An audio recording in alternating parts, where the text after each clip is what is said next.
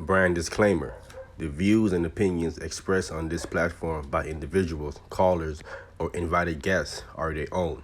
The information you hear does not reflect the overall views of all parties associated with the brand. We encourage everyone to research all things heard live or via archive for edification purposes. Discretion is advised.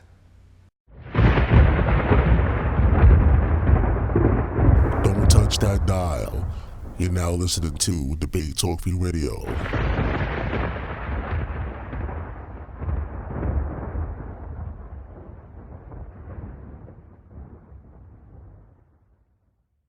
Help keep the show on the air. If you want to help, you can send your donation through PayPal. The email is debatetalkforyou@gmail.com or through Cash App, $salshowtime. Thanks for your support. Hey, what's going on, everybody? How you guys doing? Welcome to another show. You're now listening to Season 10. That's right, family. Season 10, 10 seasons of Debate Talk for You. I'm your host, Sal Showtime, and we are back once again. As usual, Debate Talk for You have various segments on this particular platform. We are on the air Monday to Friday, 8 p.m. Eastern Time, and the number to call in is 319-527-6239. Today's show is entitled The Multiple Ways of Obtaining Marriage According to the Scriptures. Once again, today's show is entitled The Multiple Ways of Obtaining Marriage According to Scripture. My special guest reached out to me and wanted to present this lesson to the audience out there. And as always, you guys can call in. You know that already. 319-527-6239. Simply press number 1, and we'll add you in to ask your questions to your comments later on. By the way, the chat room is officially open, guys. The chat room is officially open. If you want to interact with me in the chat room, all you got to do is go to the website, www.blogtalkradio.com/debate talk for you. Click on the show, and at the very bottom of the link, you're going to see a little box there where you can interact with me or anyone that's inside the chat room. But without further ado, let's introduce our special guest. This is Ouidah. Welcome to the show. Shalom, shalom. How you doing? I'm doing pretty good, man. I'm glad that you're here. How's everything going with you? Man, just living. That's all. All right, all right. Well, family, like I always say, get your pen and pads ready. Get ready to take down some notes. And we're going to open up the phone lines later on. So, Ouidah, go ahead. How y'all doing out there? Again, my name is Ouidah Israel. I have 2 platforms, Resurrection the Remnant and RTR Scott of the Bar. I basically study laws according to testimony and basically do dialogues. On this topic, we talking about everything is about returning to our culture. The way Israel did things in ancient times is not the way we do things right now. So we done had like a lot of disagreements about when it came down to marriage. And I know the biggest thing it is about polygamy. So we going to get that one going on too. But see, the thing when it came down to about marriage, we dealt with things about it was the father's responsibility to find his son or daughter a decent husband or wife. You see what I'm saying? And the thing is, what I'm going to do, we're going to read according to laws and testimonies. We'll read according to the law, then we go into the testimony in order to understand what the Most High is saying, how we deal with this culture, what we're talking about with marriage. But the first thing I want to say is this. When we study in our culture, this is about us as a nation or what our ancestors did. This is not what we assume to think. So you got to understand every time the Most High tells us, it said Proverbs, the 3rd chapter, 5 through 7, he said, trust in the Most High with all thy heart and lean not unto thy own understanding. In all thy ways acknowledge him, and he shall direct our path. Be not wise in thy own eyes. It says, fear the Most High and depart from evil. See, a lot of people get up on this platform and where they want to, you know what I'm saying, just jab out at the mouth and, you know what I'm saying, just bump their gun. But the thing is, when it comes down to something that you need to know, you need to ask questions and tell them, show me where this is being said. You know what I'm saying? When you make a statement, you got to prove it. And the Most High tells you in Isaiah 41:21, he said, produce your cause and bring forth your strong reason. I want to show you how our ancestors dealt with marriage, whether it was about making a vow or finding a spouse for a husband or a wife. So I'm finna go into the first thing when we go up into Genesis. I'm going to start in the beginning, right? And when we read in Genesis 2:18, it says, and the Most High God said, it is not good that the man should be alone. I will make him a helpmeet for him. I understand what the woman's position was to help assist her husband and the responsibilities of what the Most High had given to Adam. Because if you read up in Genesis 1:26, it says, and God said, let us make man in our image, after our likeness, and let him have dominion over the fish of the sea, and over the fowls of the air, and over the cattle, and over all the earth, and over every creeping thing that creepeth upon the earth. So God had gave man dominion over the earth. This is what he did for Adam. When he created Eve, he said that she was supposed to assist him in the responsibilities of what the Most High had given to Adam.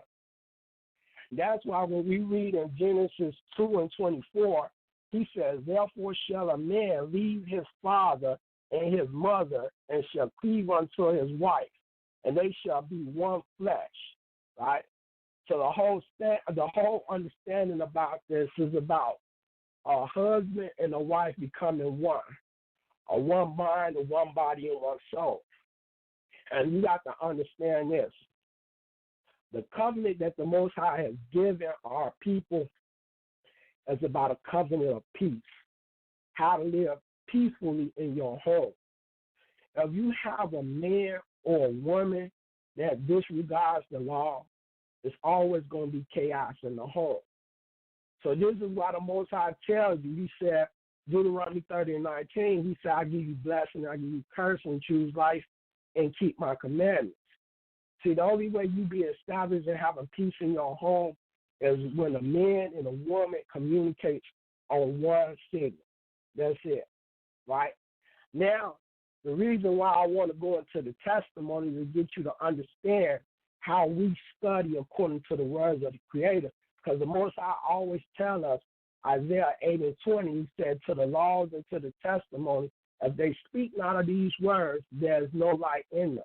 You got to understand when it comes down to according to the law is light. It says in Psalms 119:105, it says, the law is a lamp unto my feet and a light unto my path. And this is how we understand truth from the Creator. So what I want to do, I want to go into Genesis 24, and it's a long chapter because it got 67 verses. So I'm going to read from beginning to middle to end and show you, according to Genesis 2:18, how the father was to find his son a mate, right, according to the law. So I'm going to show you Genesis 24th chapter, right? And then when we read about here, we're talking about Abraham who used his servant to find his son a wife. But he told him not to find him a wife amongst the Canaanites, Hittites, and Perizzites. And this is what I'm going to read to you, right? It says right here, and Abraham was old and well strengthened in age, and the Most High had blessed Abraham in all things. And Abraham said unto his eldest servant of his house that ruled over all that he had, he said, put, I pray thee, thy hand under my thigh, and I will make thee swear by the Most High, the God of heaven and the God of the earth, that thou shalt not take a wife unto my son of the daughters of the Canaanites amongst whom I dwell. Now, if you look according to this right here, this scripture right here, the Most High told our people not to deal with these people. And I'm going to show you the reason why. And this is in the law when we read in Deuteronomy 7, in which what we dealing with now, we have people turning us away from the Creator, right? So when you read Deuteronomy 7, it says, when the Most High thy God shall bring thee into the land whither thou goest to possess it, and have cast out many nations before thee, the Hittites and the Girgashites and the Amorites and the Canaanites and the Perizzites and the Hivites, the Jebusites, 7 nations greater and mightier than thou. And when the Most High thy God shall deliver them before thee, thou shalt smite them and utterly destroy them. Thou shalt make no covenant with them, nor show mercy unto them. Neither shalt thou make marriages with them by daughters. Thou shalt not give unto his son, nor his daughter shalt thou take unto thy son. For they will turn away thy son from following me, that they may serve other gods. So will the anger of the Most High be kindled against you and destroy thee suddenly. So when we look according to that law, this is what we deal with today. You see, we have all these nations that deal with their own religion. You see what I'm saying? And it's this, some people are real serious about their religion. They take it real serious. So due to the fact of you saying that you was a black man dealing with a Chinese man to the point they was into Buddhism, and their custom, their way of life is completely different from yours, how would you deal with that situation? The Most High tell you, you know what I'm saying? Until they come to accept the covenant of the Creator, which we see what Ruth did in Ruth 1 and 16. She said, let your people be my people and your God be my God. You see what I'm saying? The Most High accepted her. You see what I'm saying? So you got to understand, this book talk about righteousness and talk about wicked. It tells you about being able to make choices. And then from there, the choice that you make is whether you receive a blessing or whether you become cursed. You see what I'm saying? So this is again what we read up in Deuteronomy 30 and 19. He said, I'll call heaven and earth to record this day against you, that I have set before you life and death, blessing and cursing. Therefore choose life, that both thou and thy seed may live, that thou mayest love the Most High thy God, and that thou mayest obey his voice, and that thou mayest cleave unto him, for he is thy life, and the length of thy days, that thou mayest dwell in the land which the Most High sware unto thy fathers, to Abraham and to Isaac and to Jacob, to give them. We got to understand this. Every testimony according to a law is whether Israel did right by the Most High and it was blessed, or they disregarded the law and they became cursed. This is why he tells you to choose this day whom you will serve, right? So we're going to go further back up into the story where we're talking about Abraham sending his servant to find his son a mate. When we go on verse 4, he said, but thou shalt go unto my country and to my kindred, and take a wife unto my son Isaac.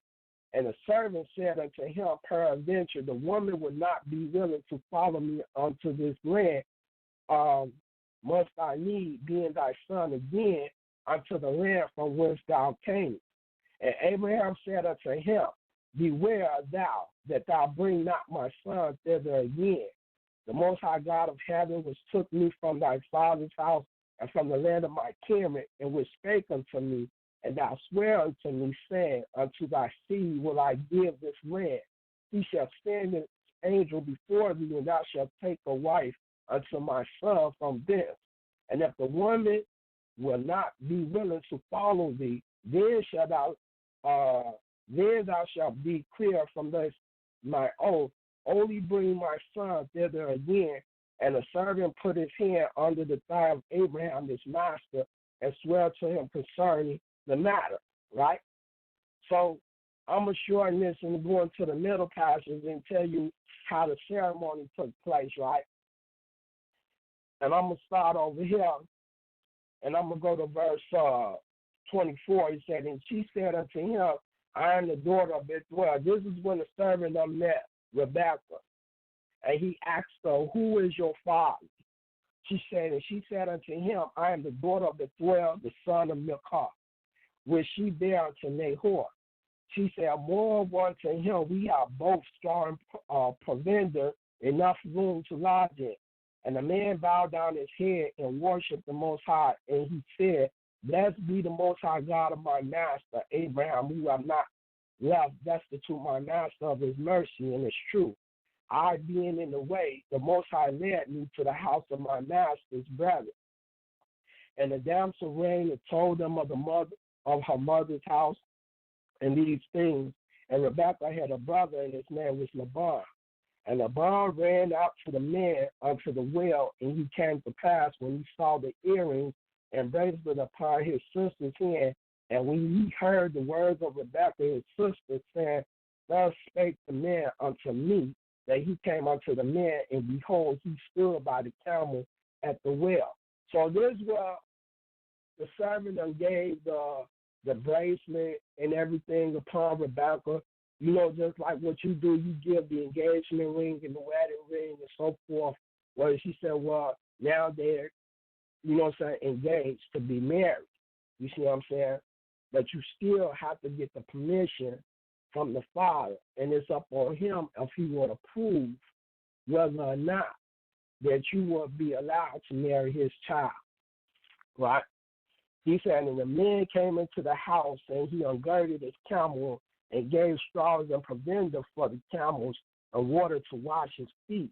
And there was set meat before him to eat. But he said, I will not eat until I have told my errand.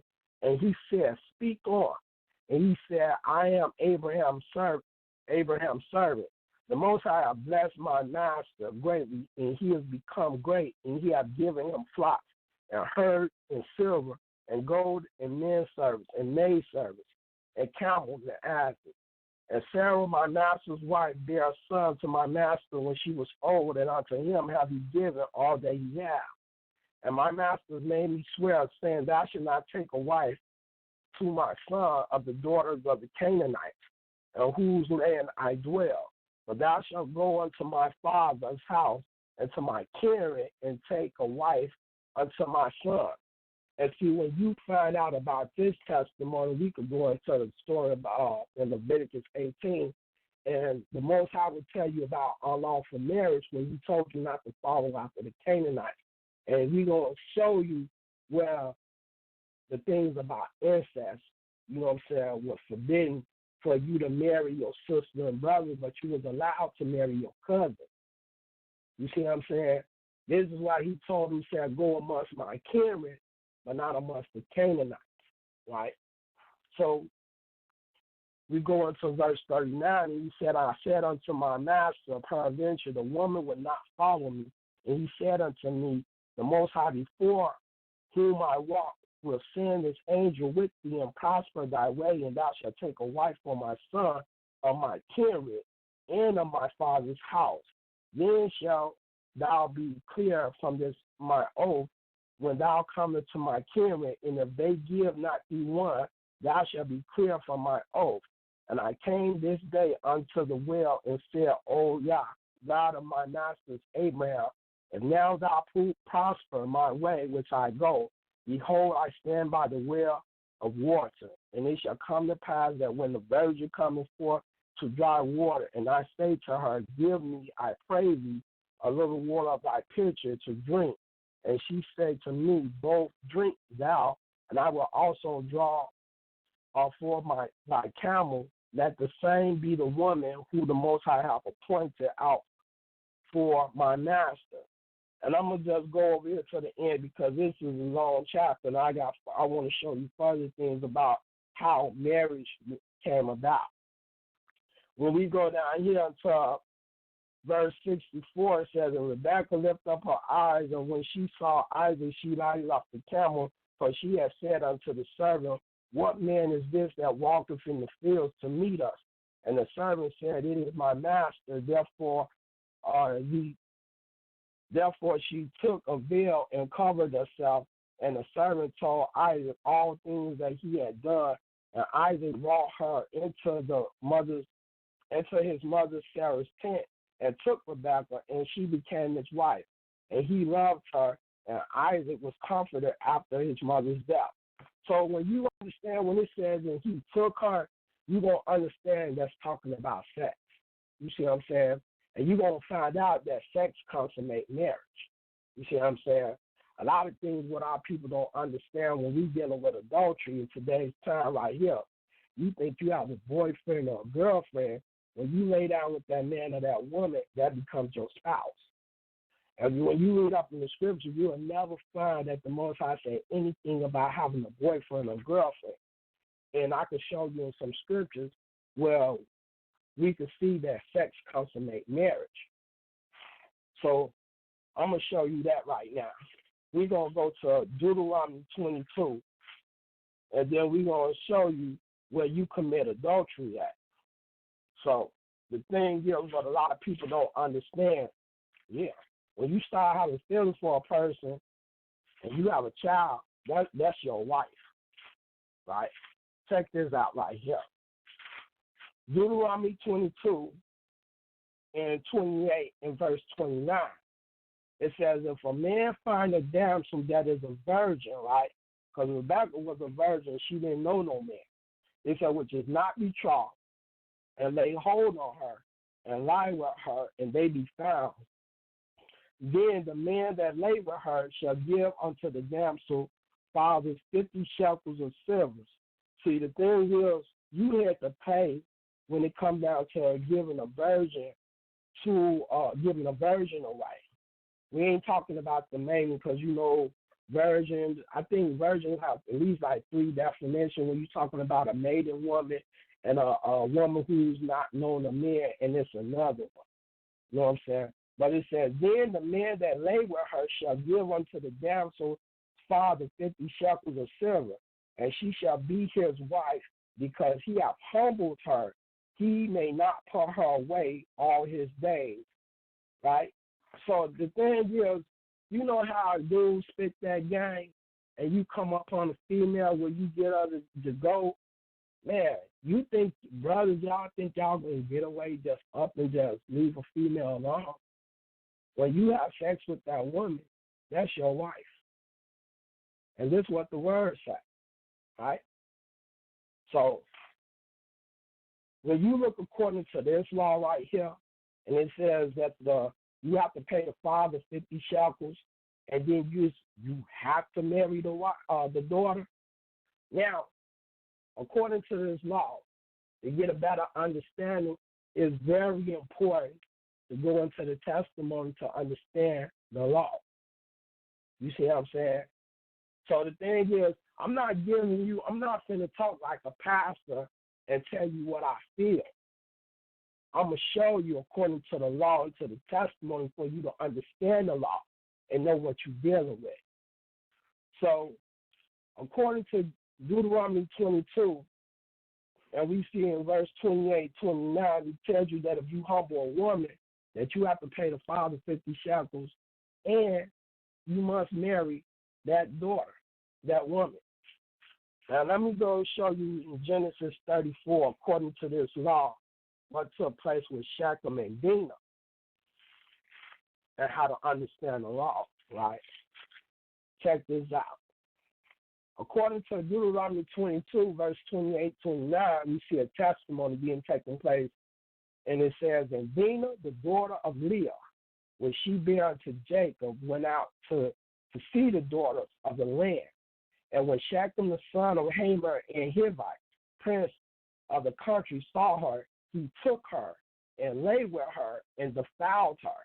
And the reason why he defiled her, because you got to understand that the Most High told our people not to intermingle with certain nations, right? It said, and Shechem spake unto his father, Hamor, saying, get me this damsel to wife. And Jacob heard that he had defiled Dinah, his daughter. Now his son was with his cattle in the field, and Jacob held his peace until they were come. And Hamor, the father of Shechem, went out unto Jacob to commune with him. And the sons of Jacob came out of the field when they heard it, and the men were grieved, and they were very wroth, because he had wrought folly in Israel, and lying with Jacob's daughter, which thing ought not to be done. And Hamor communed with them, saying, the soul of my son, Shechem longeth for your daughter. I pray you give her him to wife, and make ye marriages with us, and give your daughters unto us, and take your daughters unto you, and ye shall dwell with us, and the land shall be before you, dwell in the trade you therein. And so you got to understand when it comes down to marriage, when you dealing with somebody of a different ethnicity, you talking about inheritance too. Because then you see about it like in Numbers 27, you talking about inheritance that's passed down from one generation to the next. And depending on who you marry, you allow them to inherit your inheritance by dealing with somebody of another ethnicity. The Most High always told us to marry amongst our own people, right? So I'm going to go into verse 9. He said, make ye marriages with us, and give your daughters unto us, and take your daughters unto you, and ye shall dwell with us. And the land shall be before you, dwell and trade you therein, and get you possession there. And Shechem said unto her father and unto her brother, let me find grace in your eyes, and what ye shall say unto me, I will give. Ask me never so much dowry and gift, and I will give according to ye shall say unto me. But give me the damsel to wife. And the sons of Jacob answered in Shechem and Hamor, his father, deceitfully said, because he had defiled Dinah their sister, and they said unto them, we cannot do this thing to give our sisters to one that is uncircumcised, for that was a reproach unto us. Now, you got to understand, you as Israel have been given a culture, a sovereign heritage that's completely different from every other nation amongst in the world, right? Because when you look at here, again, we can go into Deuteronomy 4, 19 and 20, and it says right here, that thou lift up thy eyes into heaven, and when thou seest the sun and the moon and the stars, even all the hosts of heaven, should be driven to worship them and serve them, which the Most High thy God hath divided to all nations under the whole heaven.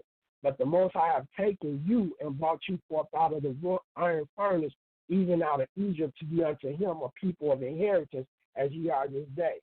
Our people was chosen. We was given a culture. You see what I'm saying? Our custom is completely different.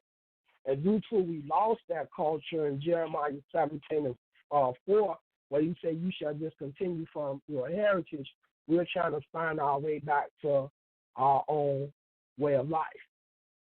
You see what I'm saying? That's why it tells you you have to make conscious decisions. That's why the law is a testimony, is for you understand the law to make better decisions on your life. So every time you make a conscious decision, you know what you're getting into. You can accept the person where you like, say, the good girl that likes the bad boy, and then you're going to reap what you sow. But if you understand according to the law that you're dealing with a man that's about dealing with the law, you don't got to deal with all type of domestic and other type of abuse situations. Because when you find a man that's fearing God and keeping the law, he's not going to go against the word of God. You see what I'm saying? So when we was talking about the uncircumcised, right, this is why he said it was uncircumcised. Because then we're talking about 8-day circumcision. Our ancestors, it was a custom when you read in Genesis 17, right? And we can look at it when it's talking about circumcision to understand what he said about them being uncircumcised. You being uncircumcised in your heart and your mind. You see what I'm saying? Psalms 147, 19, 20 say he owed no Israel and no other nation, right? This is Genesis 17, and we're going to talk about the circumcision. It said, this is my covenant, which I'm starting Genesis 17 and verse 10. It said, this is my covenant which ye shall keep between me and you, and thy seed after thee. Every man child among you shall be circumcised, and ye shall circumcise the flesh of your foreskin, and it shall be a token of the covenant between me and you, right? And he that is 8 days old shall be circumcised among you, every man child in your generation, he that is born in a house or bought with money of any stranger which is not of thy seed. Even the strangers that came amongst Israel had to be circumcised. This is what we deal with. This is a part of our culture. This is what we try to find our way back to. So the thing is, you always got to know, you know what I'm saying, who you dealing with. You know what I'm saying? So we dealt with the father is finding his son or daughter a husband or wife. Now check this out. We could go into Judges 14 and talk about Samson, who wanted Delilah, right? Again, this is a testimony according to what we see in Genesis 2 and 18, right? Let's go to Judges 14 and see what that's about. It says, and Samson went down to Timnath and saw a woman to Timnath of the daughters of the Philistines. This is verse 1. And he came up and told his father and his mother and said, I have seen a woman in Timnath of the daughters of the Philistines. Now therefore get her for me to wife. Then his father and his mother said unto him, is there never a woman among the daughter of thy brethren or among all my people that thou wilt to take a wife of the uncircumcised Philistines? Remember, their cultures is not like our own. That's why when you read Deuteronomy 7, the Most High told you about these 7 nations greater than thou, not to deal with them because they will turn you away from God and bring upon the wrath. Right? This is what Samson's father is telling him. He ended up marrying Delilah anyway. So I just showed you the responsibility of how important it is for a man to be in the house.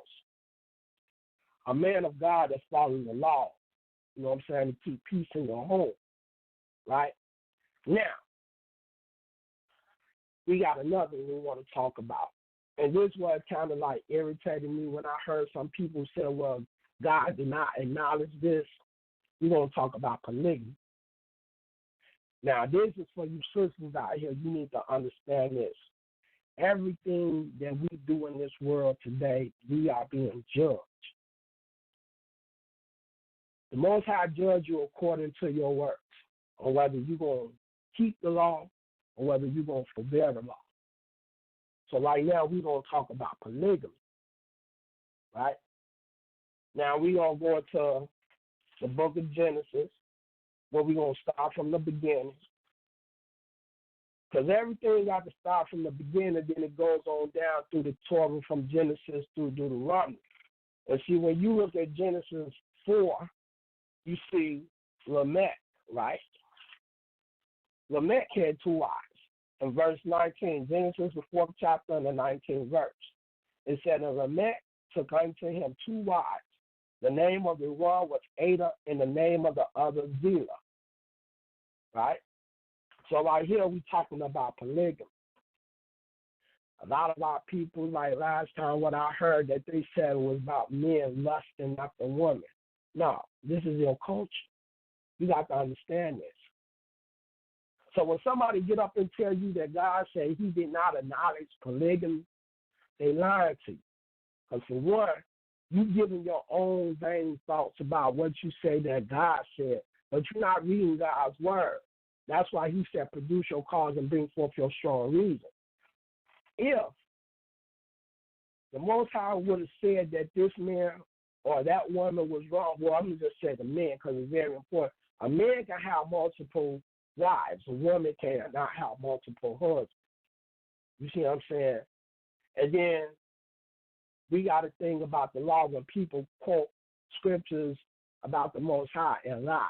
The Most High told you in Exodus 27, he said, do not blaspheme the name of the Most High, for he will not hold him guilty. And that's what people don't understand. When you say something against the Most High that's not true, you'll see in Leviticus 24, your punishment is death. And even though he said in Ecclesiastes 8:11, say, even though your judges will not execute speedily, it's going to be a time that the evil will slay the wicked. So let's understand that. So I'm going to show you again, brothers and sisters, this is not my vain opinion. This is not me speaking from my own mind. I'm reading you the word of God. Now, when it came down to, we're going to go into Genesis 30, right? At the same time, I'm going to show you polygamy, and I'm going to show you that these women that gave their handmaids to their husband was being judged. So you have women that say, well, I don't got to deal with a man that want to have multiple marriage. Understand, you will be judged. Let's go to Genesis 30, right? And I'm going to start at verse 1. You might, women, y'all ain't going to like it, but see, you got to understand. We're going to go, and then we're going to show you the reason why if God acknowledged multiple marriages. It says in Genesis 30, starting at verse 1. And this is me reading to you the word of God and not my own thoughts. It says, and when Rachel saw that she bare Jacob no children, Rachel envied her sister and said unto Jacob, give me children or else I die. And Jacob's anger was kindled against Rachel, and he said, Am I in God's stead who have withheld from thee the fruits of the womb? And she said, behold, my maid Bilhah, go in unto her, and she shall bear upon my knees, that I may also have children by her. And she gave him Bilhah, her handmaid, to wife. And Jacob went in unto her, and Bilhah conceived and bare Jacob a son. And Rachel said, God hath judged me, and have also heard my voice, and have given me a son. Therefore called she his name Dan. See, this is when you're talking about surrogate mothers for women that we couldn't have children. You see what I'm saying? Let me show you who is in control. I'm going to show you Psalms 113 and verse 9, right? And the Most High going to tell you he does all these things, right? Psalms 113 and verse 9.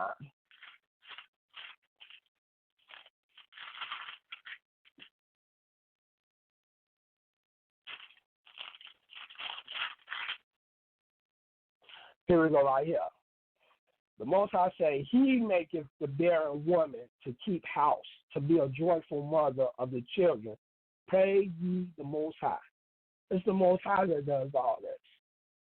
So when a woman can conceive and her desire was to be to her husband, she gave her handmaid to her husband. Right? Now, you got to understand from the beginning, the reason for this, what did the Most High tell Adam and Eve when they ate from the tree of good and evil when they was told not to?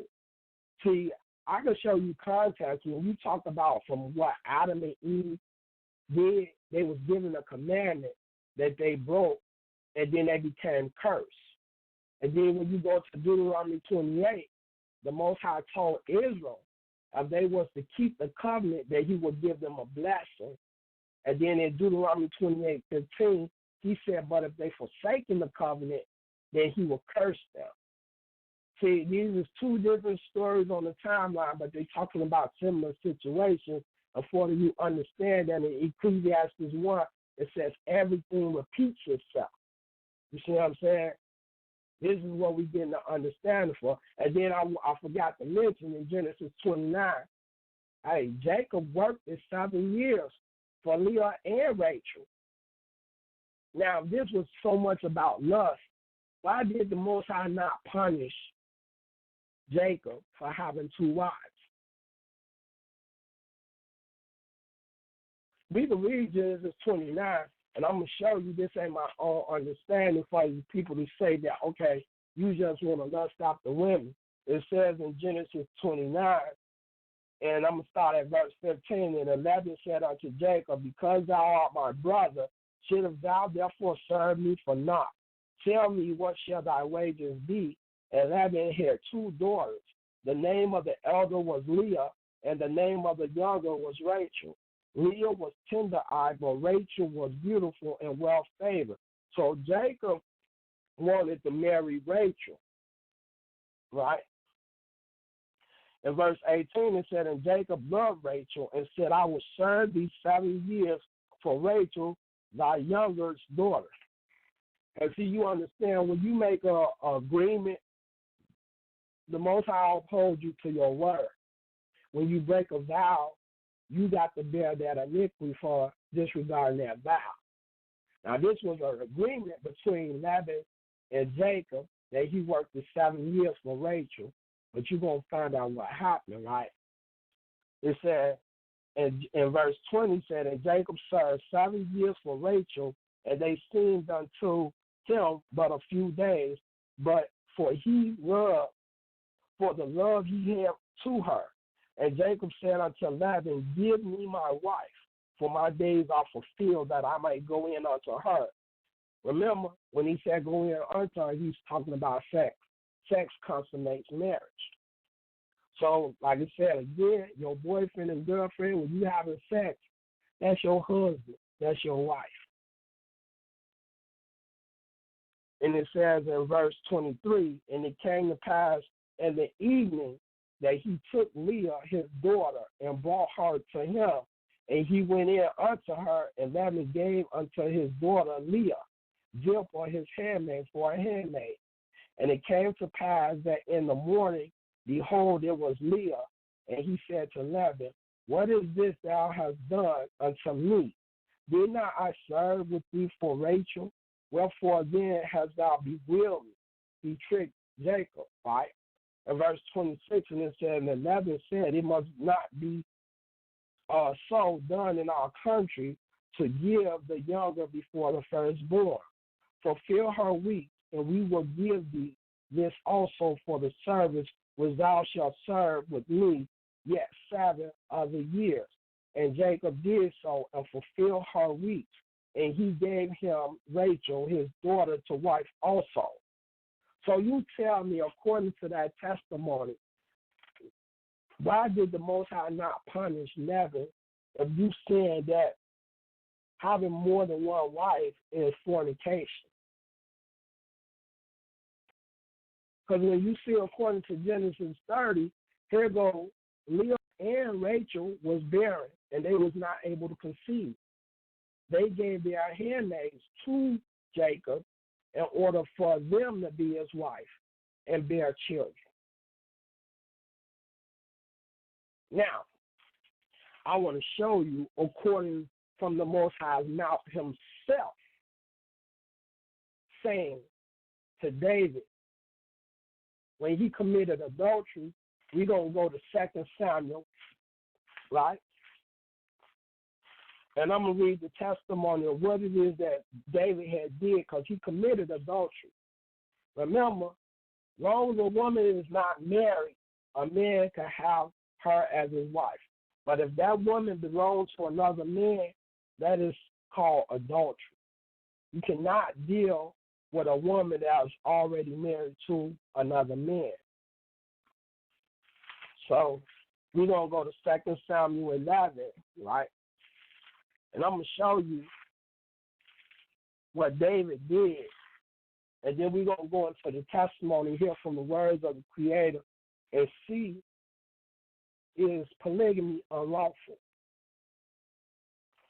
So when you look at 2 Samuel, the 11th chapter, It says right here from the first verse.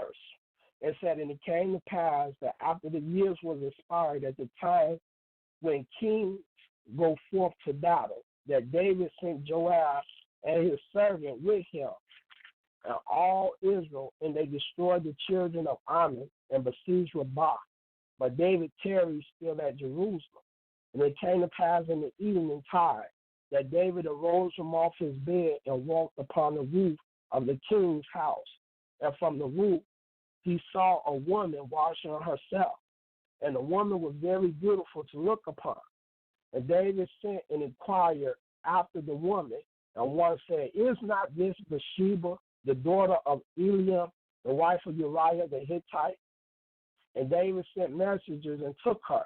And she came in unto him, and he lay with her. For she was purified from her uncleanness. This means she bathed herself after she got through having sex with David, right? And she returned unto her house. And a woman conceived and sent and told David and said, I am with child, right? And David sent to Joab, saying, send me Uriah the Hittite. And Joab and Uriah to David. And when Uriah was come unto him, David demanded of him how Joab did, and how the people did, and how the war prospered. And David said to Uriah, go down to thy house and wash thy feet. And Uriah departed out of the king's house, and there followed him a mess of meat from the king. But Uriah stepped at the door of the king's house with all the servants of his lord, and went not down to his house. And when they had told David, saying, Uriah went not down unto his house, David said unto Uriah, camest thou not from thy journey? Why then didst thou not go down unto thy house? And Uriah said unto David, the ark in Israel and Judah abide in the tent, and my lord Joab and the servants of my lord are encamped in the open fields. Shall I then go into my house to eat and to drink, and to lie with my wife, as thou livest, as thy soul liveth? I will not do this. And David said to Uriah, tarry here today also, and tomorrow I will let thee depart. So Uriah abode in Jerusalem that day and the morrow. And when David had called him, he did eat and drink before him.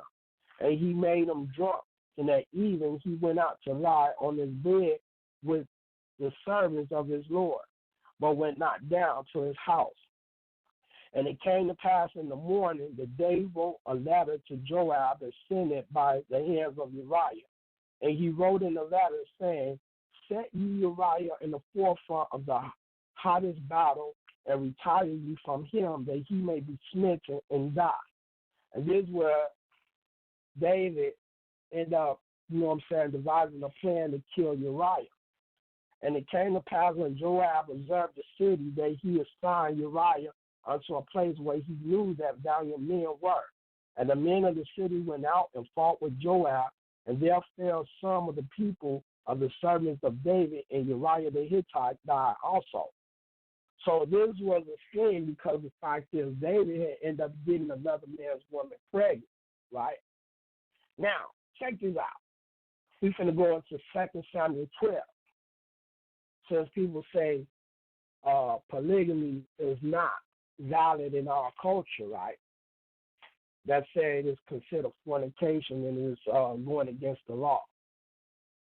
We're going to read thus saith the Most High, right?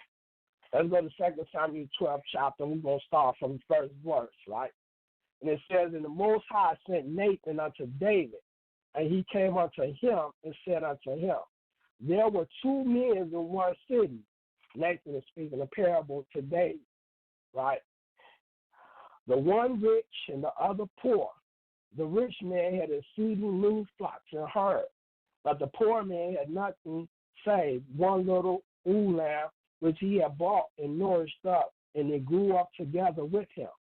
And with his children it did eat of its own meat, and drank of his own cup, and lay in his bosom, and was unto him as a daughter. And there came unto a traveler unto the rich man, and he spared to take of his own flock and of his own herd to dress. For the wayfaring man that was come unto him but took the poor man's lamb and dressed it for the men that was come to him. And David's anger was greatly kindled against the men, and he said to Nathan, as the Most High liveth, the man that have done this thing shall surely die. Watch. And he shall restore the lamb fourfold because he did this thing and because he had no pity. Now listen to what Nathan told David. He said, and Nathan said to David, thou art the man, thus saith the Most High God of Yasharal. I anointed thee king over Yasharal, and I delivered thee out of the hands of Saul. Now listen to what he told him. And this was so much against our culture. Listen to verse 8. It said, and I gave thee thy master's house. It's talking about Saul, because he took Saul away from being king and anointed David. And thy master's wives into thy bosom, and gave thee the house of Yasharal and of Judah. Look what he said. And if that had been too little, I will moreover have given unto thee such and such things. He said, you ain't even have to do what you did. He said, if you would have wanted more wives, I would have given you more. And this is thus saith the Most High, so we know this coming from the words of the Creator. So when you hear brothers and sisters get to talking about what's acceptable and what's not acceptable, this is thus saith the Most High. Let me read. Let me finish reading this. Right. I'm going to show you again right here what sex consummate a marriage.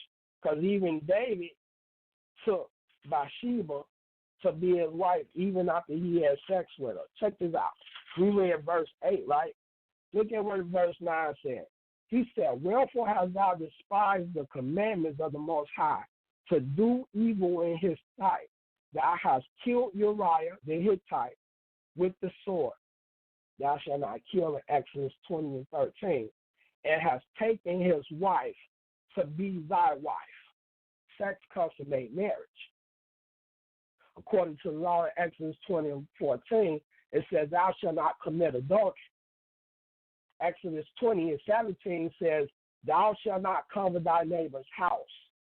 Thou shalt not cover thy neighbor's wife, nor his manservant, nor his maidservant, nor his ox, nor his ass, nor anything is thy neighbor's. This is the law that David broke. Right? So right here what he told you, when David had sex with Bathsheba, he took her as his wife. So, brothers and sisters, when you understand, when you dealing with an individual and you lay down with that person, understand and know that that's your husband or that's your wife. And when you homies that be like, well, I just pop old girl off and I left her alone, know that you left your wife alone to be with another man to commit adultery. This is what our people are unaware of. So this ain't coming from my feelings or my thoughts. So when these pastors come up here and get to telling you, no, JC said that you're only supposed to have one wife and all this and that. What did God say? He told David, if you have wanted more wives, I would have gave you more wives. You didn't even have to do what you did. You didn't have to kill that man in order to be with his wife. But David committed adultery. So remember, produce your cause and bring forth your strong reason, so said the king of Jacob. Again, it said, trust in the Most High with all thy heart, and lean not unto thy own understanding.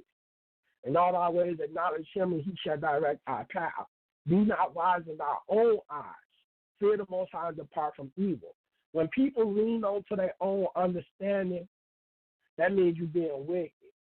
So when you get a preacher that's speaking a sermon, and he talking and he want to raise up his voice like he making a speech, he not speaking thus saith the Most High.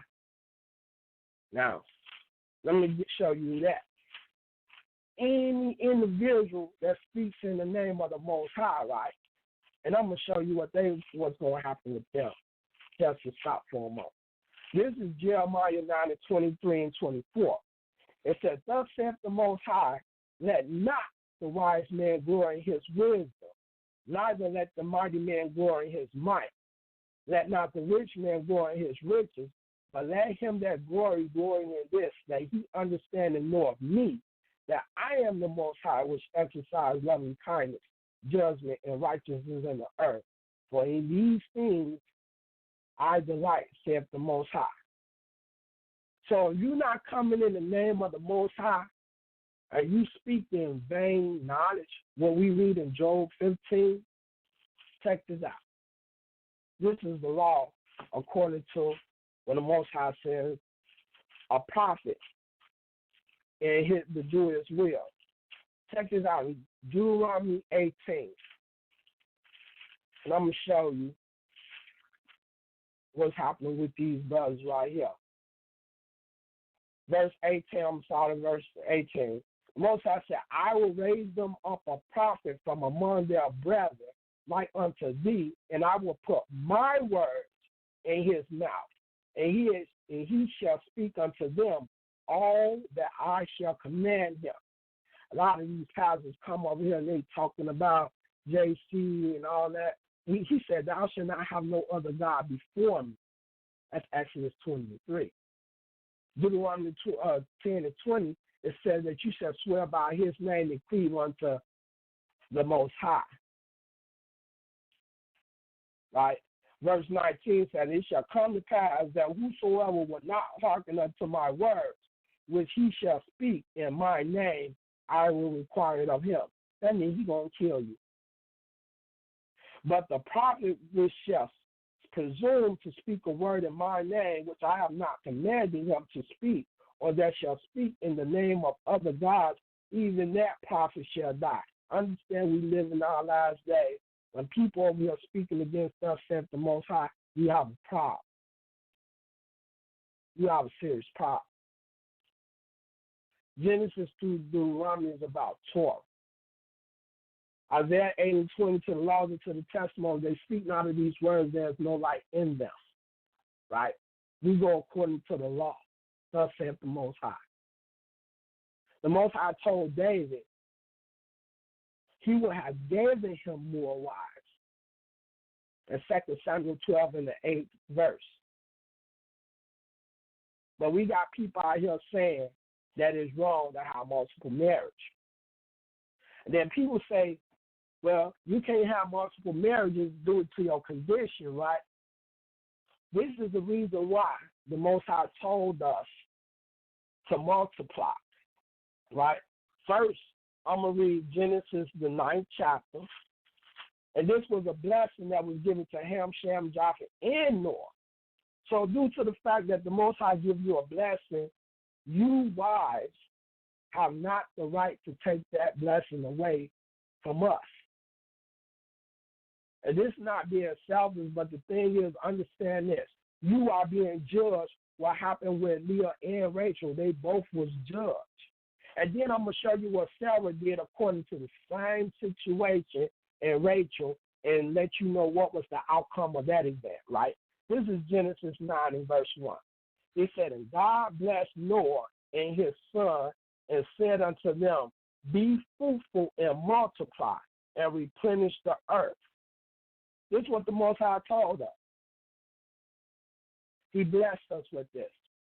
Now, people say, well, you can't do that in your captivity because you ain't able to take care of more than one wife. Right? I'm going to show you what the Most High told you to multiply in your captivity.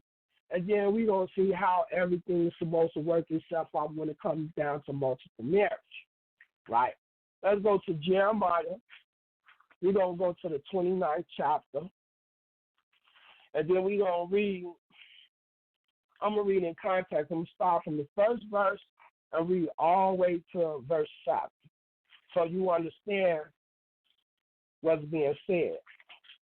This is Jeremiah, the 29th chapter, starting at verse 1. It said, now these are the words of the letter that Jeremiah the prophet sent from Jerusalem unto the residue of the elders, which were carried away captives, and to the priests, and to the prophets, and to all the people whom Nebuchadnezzar had carried away captive from Jerusalem to Babylon.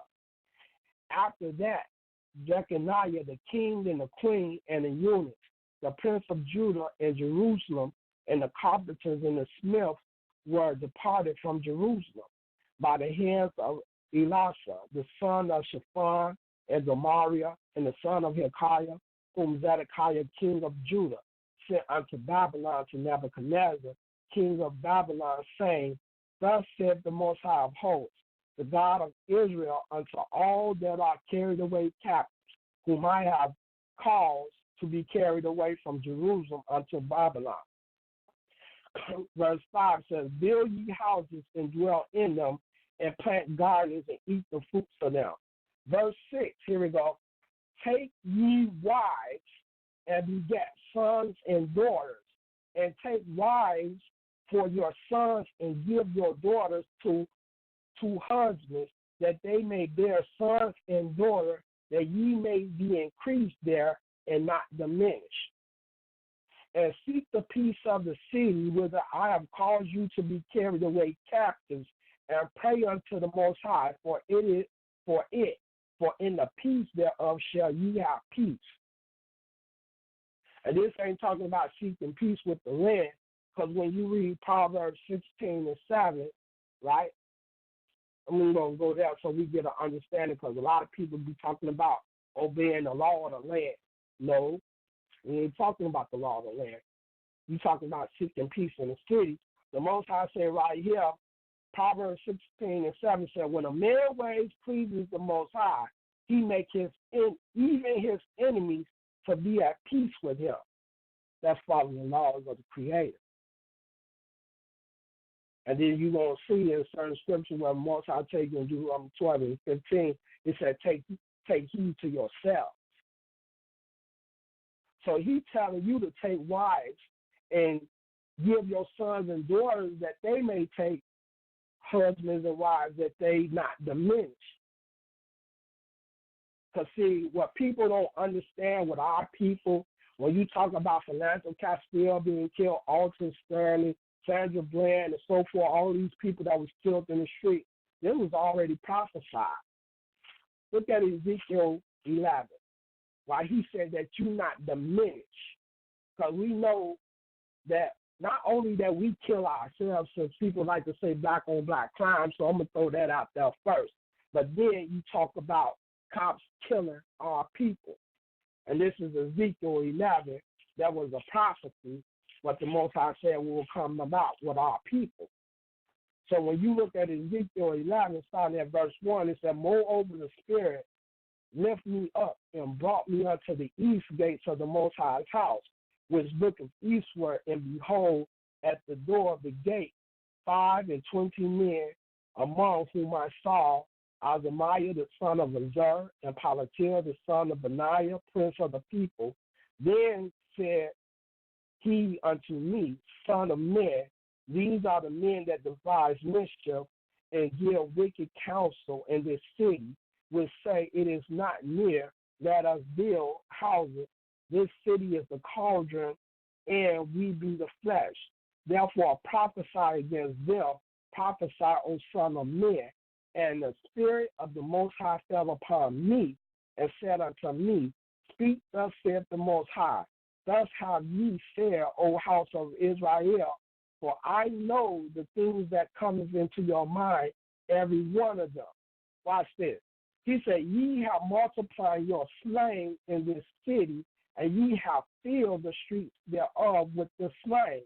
Therefore, thus saith the Most High God, your slain, whom ye have laid in the midst of it, they are the flesh in the cities of this cauldron, but I will bring you forth out of the midst of it.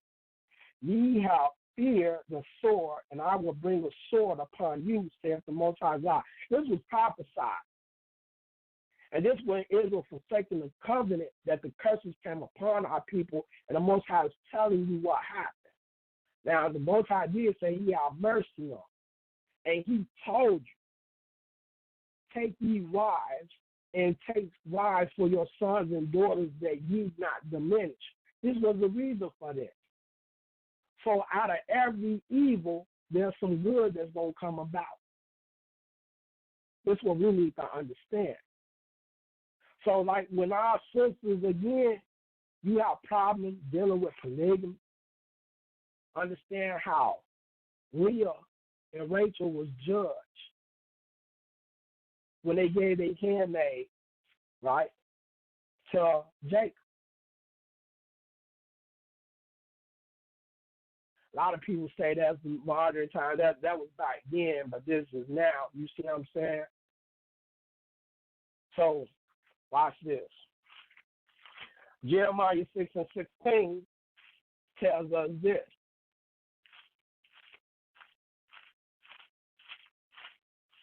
And the reason why I wanted to expound on this, because a lot of people like to come up here and say what the Most High did not say and go off of their own understanding. So when you read Jeremiah 6:16, he said, thus saith the Most High, stand ye in the ways and see, and ask for the old paths, where is the good way, and walk therein, and ye shall find rest for your soul. But they said, we will not walk therein. So when you're talking about that was way back then, the Most High tells you to search for the old ways. This is why we going back in the days when life was fresh and it was peace. It was people living together. You see what I'm saying? So when you want to just go off and just say, well, man, that's back then, man. This is how things get worse for our people. Now, I want to show you a testimony according to what we're going through a similar situation what Sarah did and how the Most High judged her. We're talking about surrogate mother, polygamy. This is going to go in Genesis 16 for we to get an understanding. And what do you know? The Most High led me down. Starting at verse 1, it says, now Sarah, Abram's wife, bare him no children. Same thing, she was barren, couldn't even conceive a child, right? And she had a handmaid, an Egyptian whose name was Hagar. And Sarai said unto Abram, behold, now the Most High have restrained me from bearing. I pray thee, go in unto my maid. It may be that I may obtain children by her. And Abram hearkened to the voice of Sarai. And Sarai, Abram's wife, took Hagar, her maid, the Egyptian, after Abram had dwelt 10 years in the land of Canaan, and gave her to her husband, Abram, to be his wife. Again, remember, sex consummate marriage. It says right here, when he said he went in unto her, he had sex with her. And he went in unto Hagar, and she conceived. And when she saw that she had conceived, her mistress was despised in her eyes. Right here now, we talking about good and evil. We're talking about righteous and wicked. We're talking about right and wrong. Now watch this, how the Most High judged her.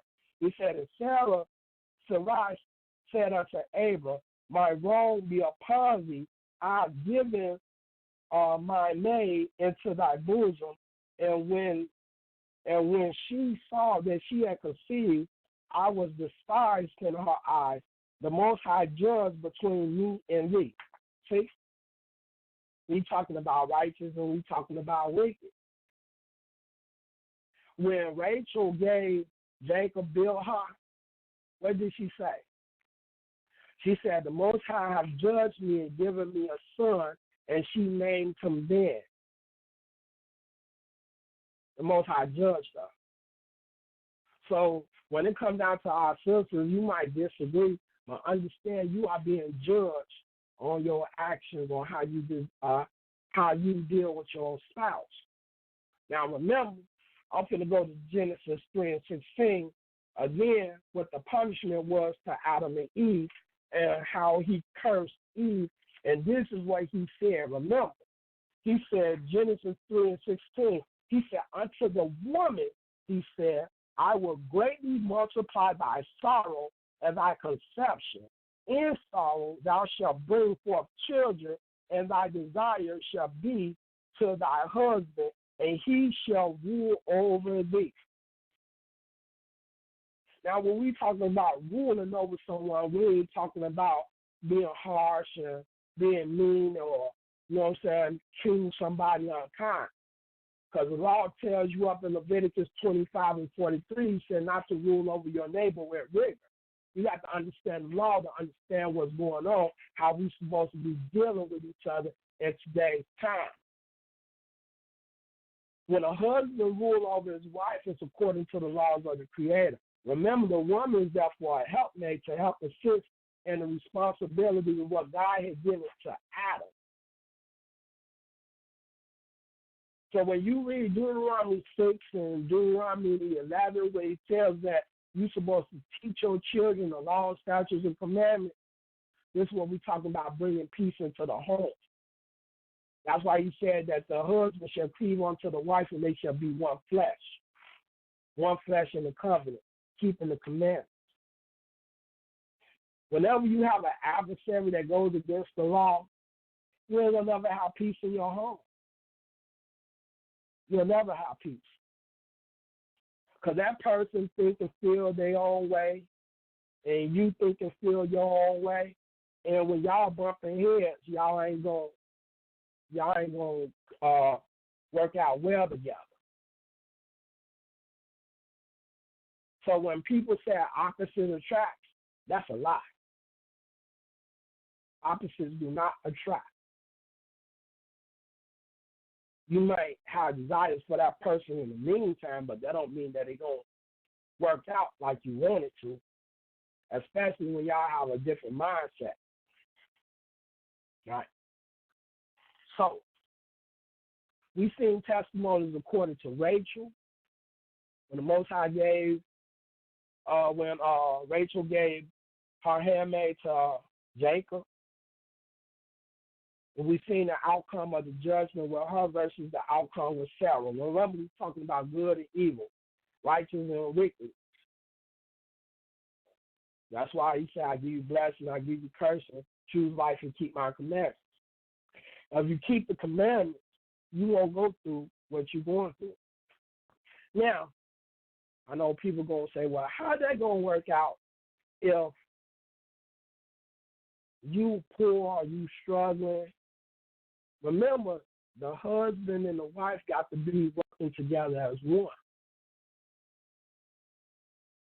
If you ain't on one accord, things ain't going to work out well.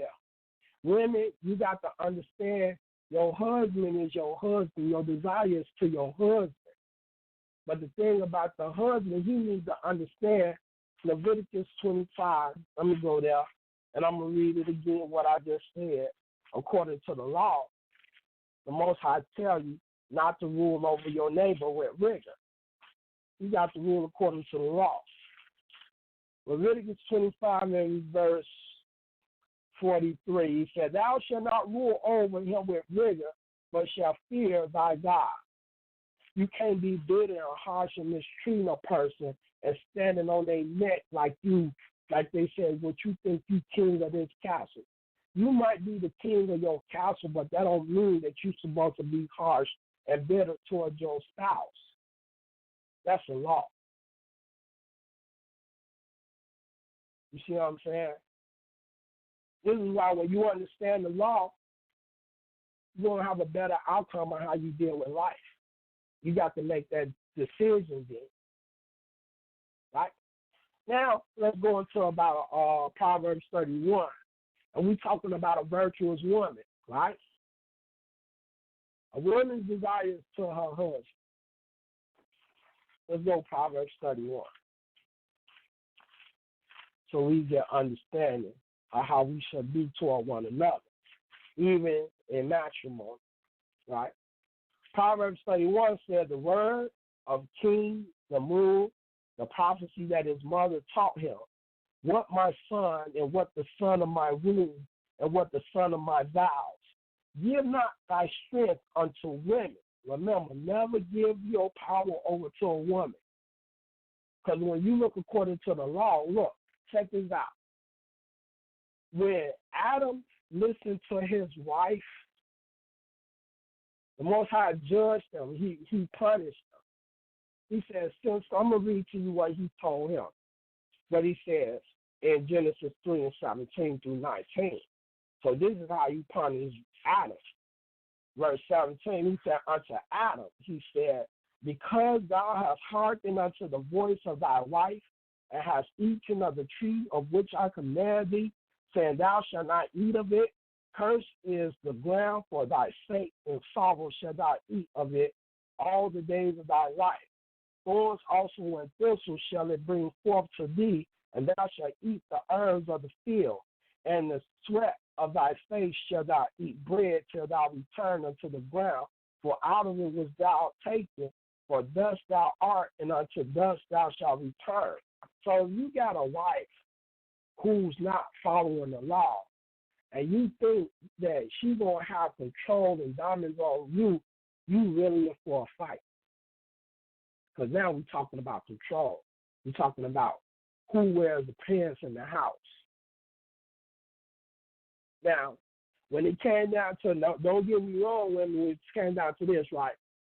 When Sarah had conceived Isaac and she told Abraham that she did not want Ishmael around her son, the Most High told Abraham to hearken unto his wife, because he said that Ishmael was going to be blessed, but his covenant was going to be with who?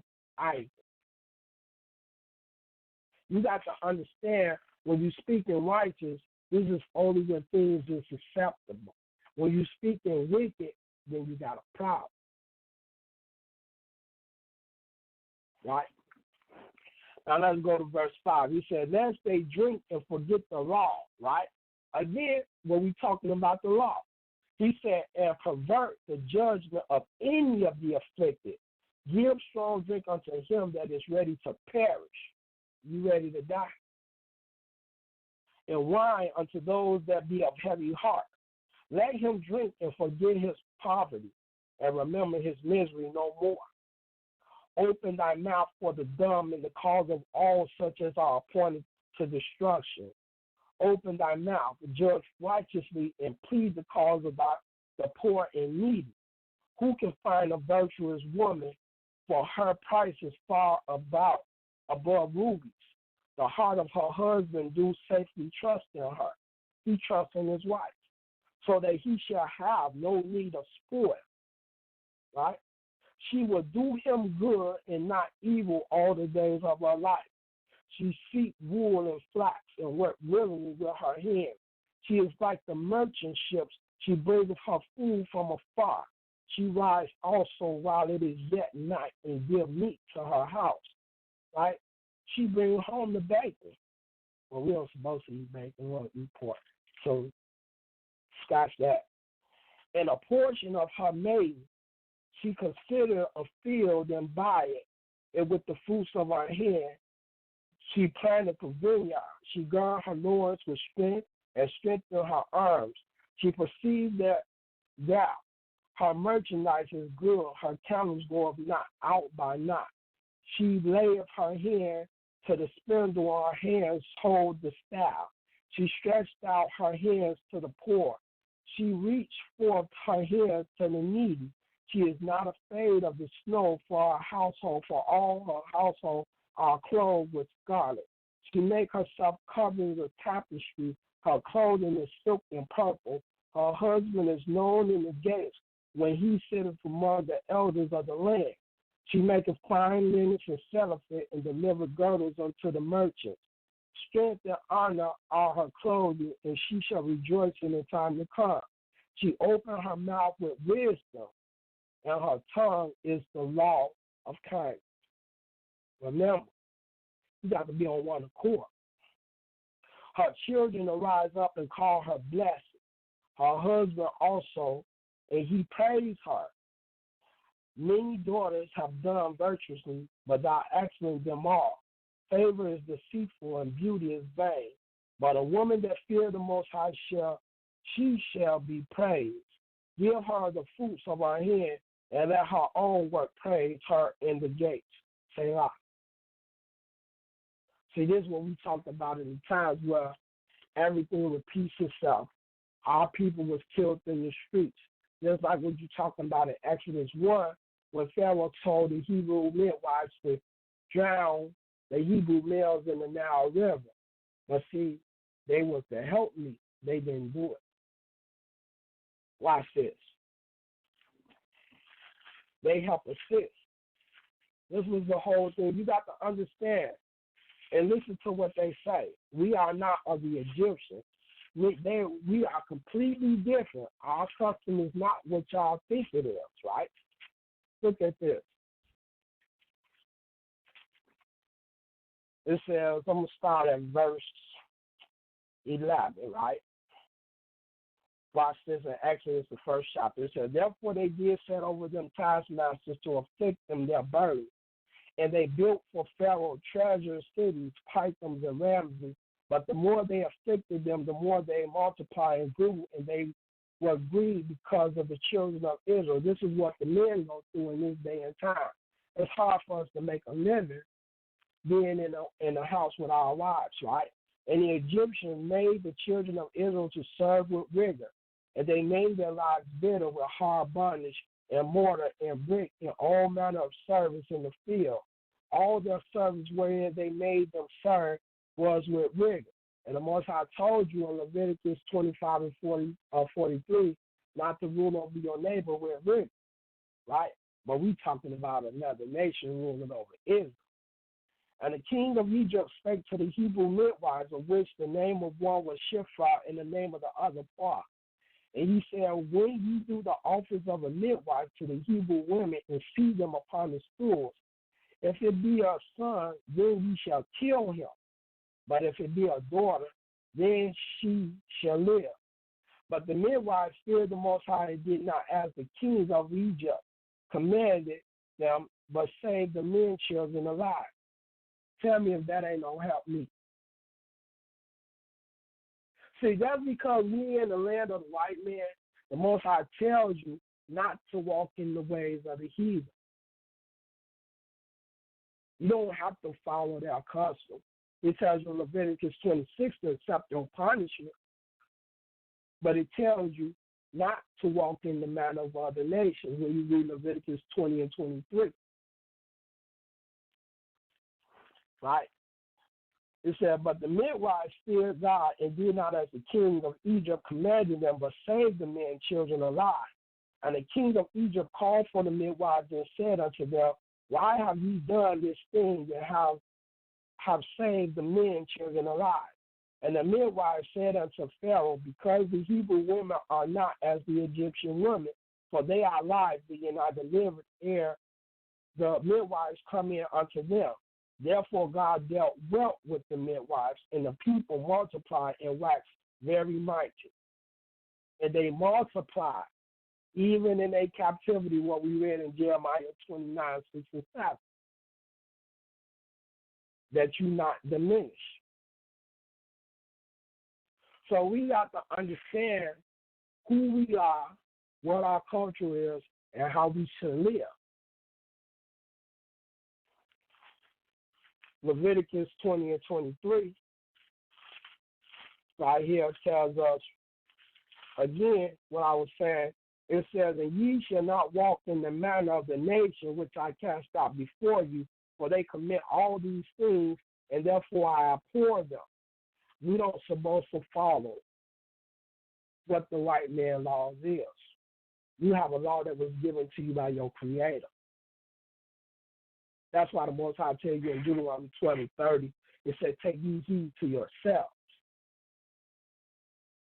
Your marriage custom is completely different from what other nations have. The white man would say, well, he'll give an engagement ring, and then you want to wait a year along the line or 2 years to see how everything goes. And then here you go, you start planning for the wedding ceremony and so forth. But would you see what the servant did?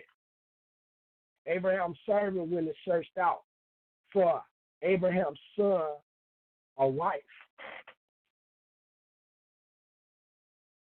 Right? And when Rebekah came unto Isaac, what he do? He brought her up into the tent and went up under or you say he went into her, went in unto her. Sex consummate marriage.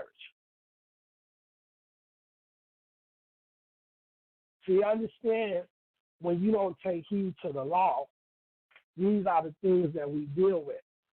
Adultery. Women just think, well, I want to be like a dude too. I just want booty and walk away from the situation. But understand the same thing for a woman as for a man. When you lay with that individual, that's your spouse. And when you leave that individual alone, now you done committed adultery. So, when you talk about polygamy, read 2 Samuel 12 and 8. Don't forget that at all. Read Jeremiah 29, 6 and 7. Read Genesis 30. Read Genesis 4 and 19. See, you got to understand, again, Isaiah 8 and 20, to the law and to the testimony, they speak not of these words, there's no light in them. This is not my opinion. This is the word of God. These are laws to live by. According to the testimony, is how you carry out the law, and better to understand the law. You see what I'm saying? So, again, don't let nobody sit up here and tell you something that's not true if they can't produce evidence. Produce your cause and bring forth your strong reasons, so said the king of Jacob. Isaiah 41:21. God don't allow you to be no fool. That's the good thing about this. You don't got to go into church and hear a sermon and let somebody sit up here and tell you lies and then go out and then be upset because, man, you let somebody get the best of you without thinking and proceeding with caution. Proverbs 25 and 9, debate thy cause with thy neighbor and discover not a secret from another. Man, talk it out. Bring forth your evidence. Show me why you believe what you believe in. Just don't tell me. Show me. After everything I read to you is thus saith the Most High, according to the laws and the testimony of what we read about, how we should live even in our captivity. No different. So that dealt with polygamy. We done dealt with the father's finding the son and the daughter, the wife or husband. We learning about who we can marry, who we can't marry. Now, let's go into the thing about Ruth, right? Now, we know the story about Ruth. Ruth was considered a Moabitess who was married to Mahlah, who was from the tribe of Judah. And they was in the land of Moab during the time. We talking about righteous. We talking about wicked. We talking about what the Most High allows, and we talking about what the Most High will not allow, right? Now, in today's time, the Most High tell us to marry amongst our own nation. You dealing with other people. You see what I'm saying? But only way you deal with the other nations, they willing to commit. See, right now, we up under the white man's law, so our people is accepting the white man's law. You agree with the white man's term. Now, let me show you, according to our covenant, how things are supposed to be. I'm going to go to Ruth, and we're going to read the first chapter, because there, I remember, I'm going to just say, certain individuals, so they want to say that all people will be saved, this and that. We get it. We know it's going to be 2/3, this and that. But he said in Isaiah 56 and 7, he said, my house shall be a prayer for all people. And that's only people that's willing to accept the covenant and the laws of the Creator, to live by the law according to God. You're not going to be wicked and doing your own thing and being in the kingdom. So when you go back to Africa and go back into the East, well, he said he's going to place a new heart in you, and then you'll be able to keep the law, statutes, commandment in Ezekiel 36. Those other nations that come with you got to be willing to follow that law. That same covenant that was given to your ancestors, they have to live by that law just as well. He said in Exodus 12 and 49, He said there will be one law for Israel and for the stranger. No different.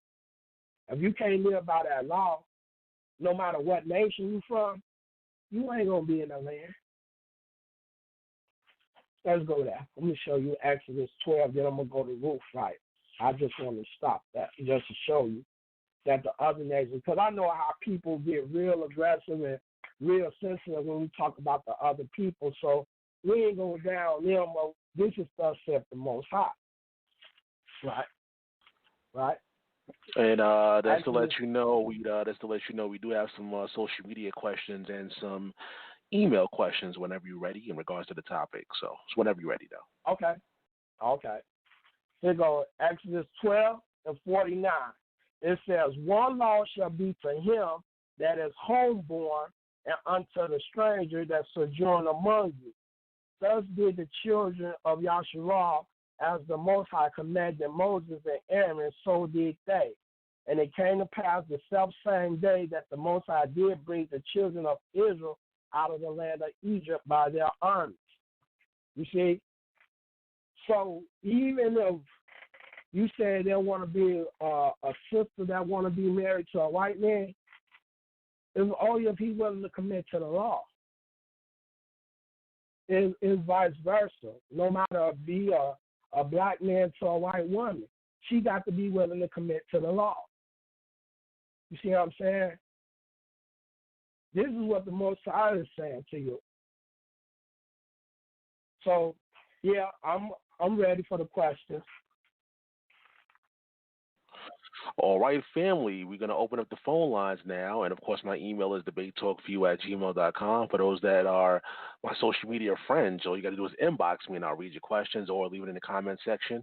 Again, the number is 319-527-6239.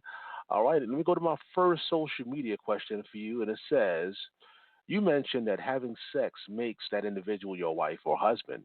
How does this work in the world, especially in the African-American community where being promiscuous is glorified?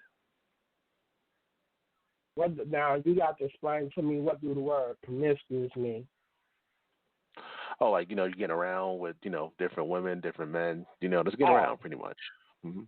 Okay, so you got to understand when you're talking about adultery, right? According to the testimony, where we so shallow-minded, not understanding. You see what I'm saying? If you wasn't following the ways of the Creator to understand the law, that when it comes down to a man and a woman having sex, you have, consummated a marriage. Because if you look according to the testimony, according to Genesis 24, Abraham sent his servant to find Isaac a wife.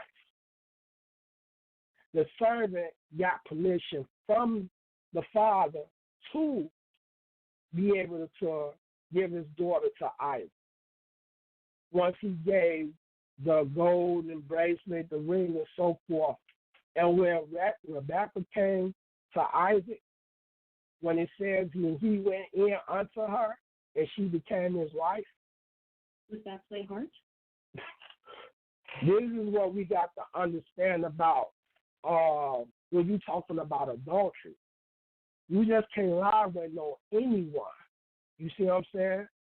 When you lay with a person, you have officially consummated like a ceremony. You have made that person your spouse.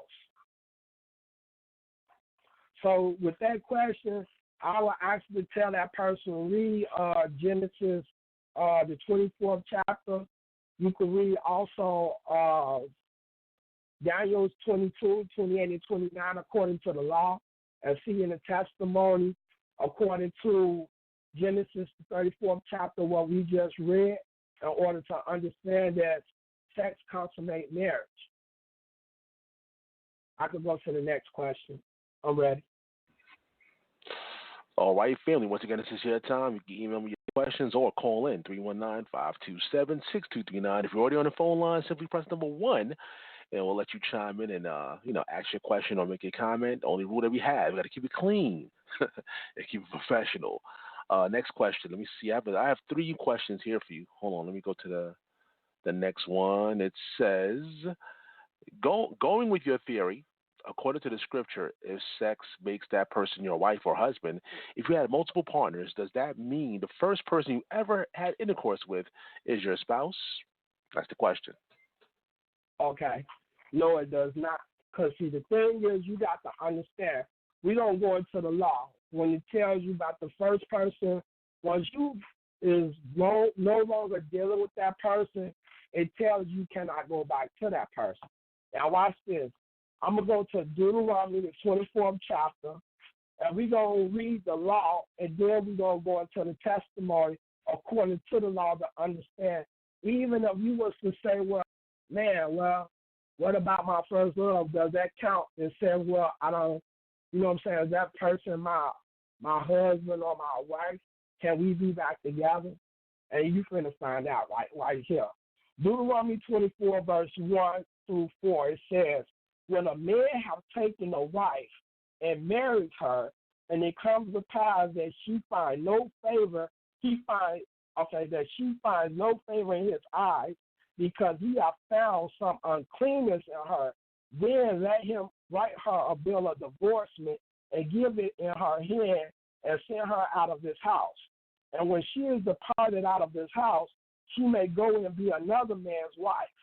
And if the latter husband hate her, and write her a bill of divorcement and give it in her hand and send her out of his house, or if the latter husband died, which took her to be his wife, her former husband, which sent her away, may not take her again to be his wife. After that she is defiled, for that is an abomination before the Most High, and thou shalt not cause the land to sin, which the Most High thy God giveth thee for an inheritance. Now, according to that law, due to that question, I want to show you a testimony right here in Jeremiah 3, according to what we just read in the law, so you understand that you pollute the land and defile it. Because if that man gives you a divorce because he found some uncleanness in you, you was wicked, you went against the law, right? This is Jeremiah, the 3rd chapter, right? Let's go down, just to get an understanding right there with the law. Remember, you always got to read into the testimony to understand what the law is, because people say, oh, the law is there, okay, we should do it. But in order to understand how to go by the law, you see through the testimony what took place. They say, yeah, now I understand. Here go verse 1. It says, and they say, if a man put away his wife, and she go from him and become another man, shall he return unto her again? Shall not that land be greatly polluted?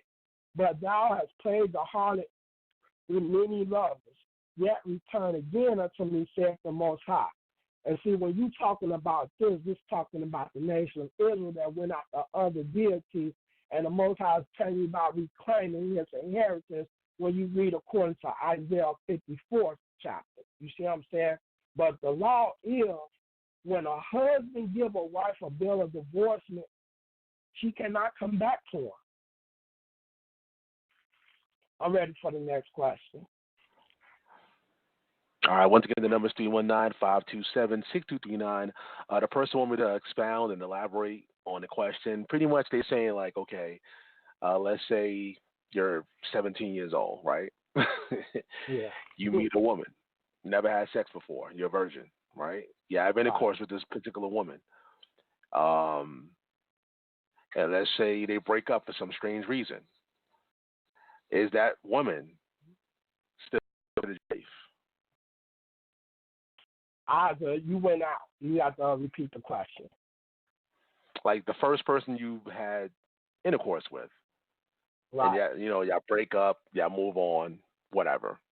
Is that first person still considered your wife?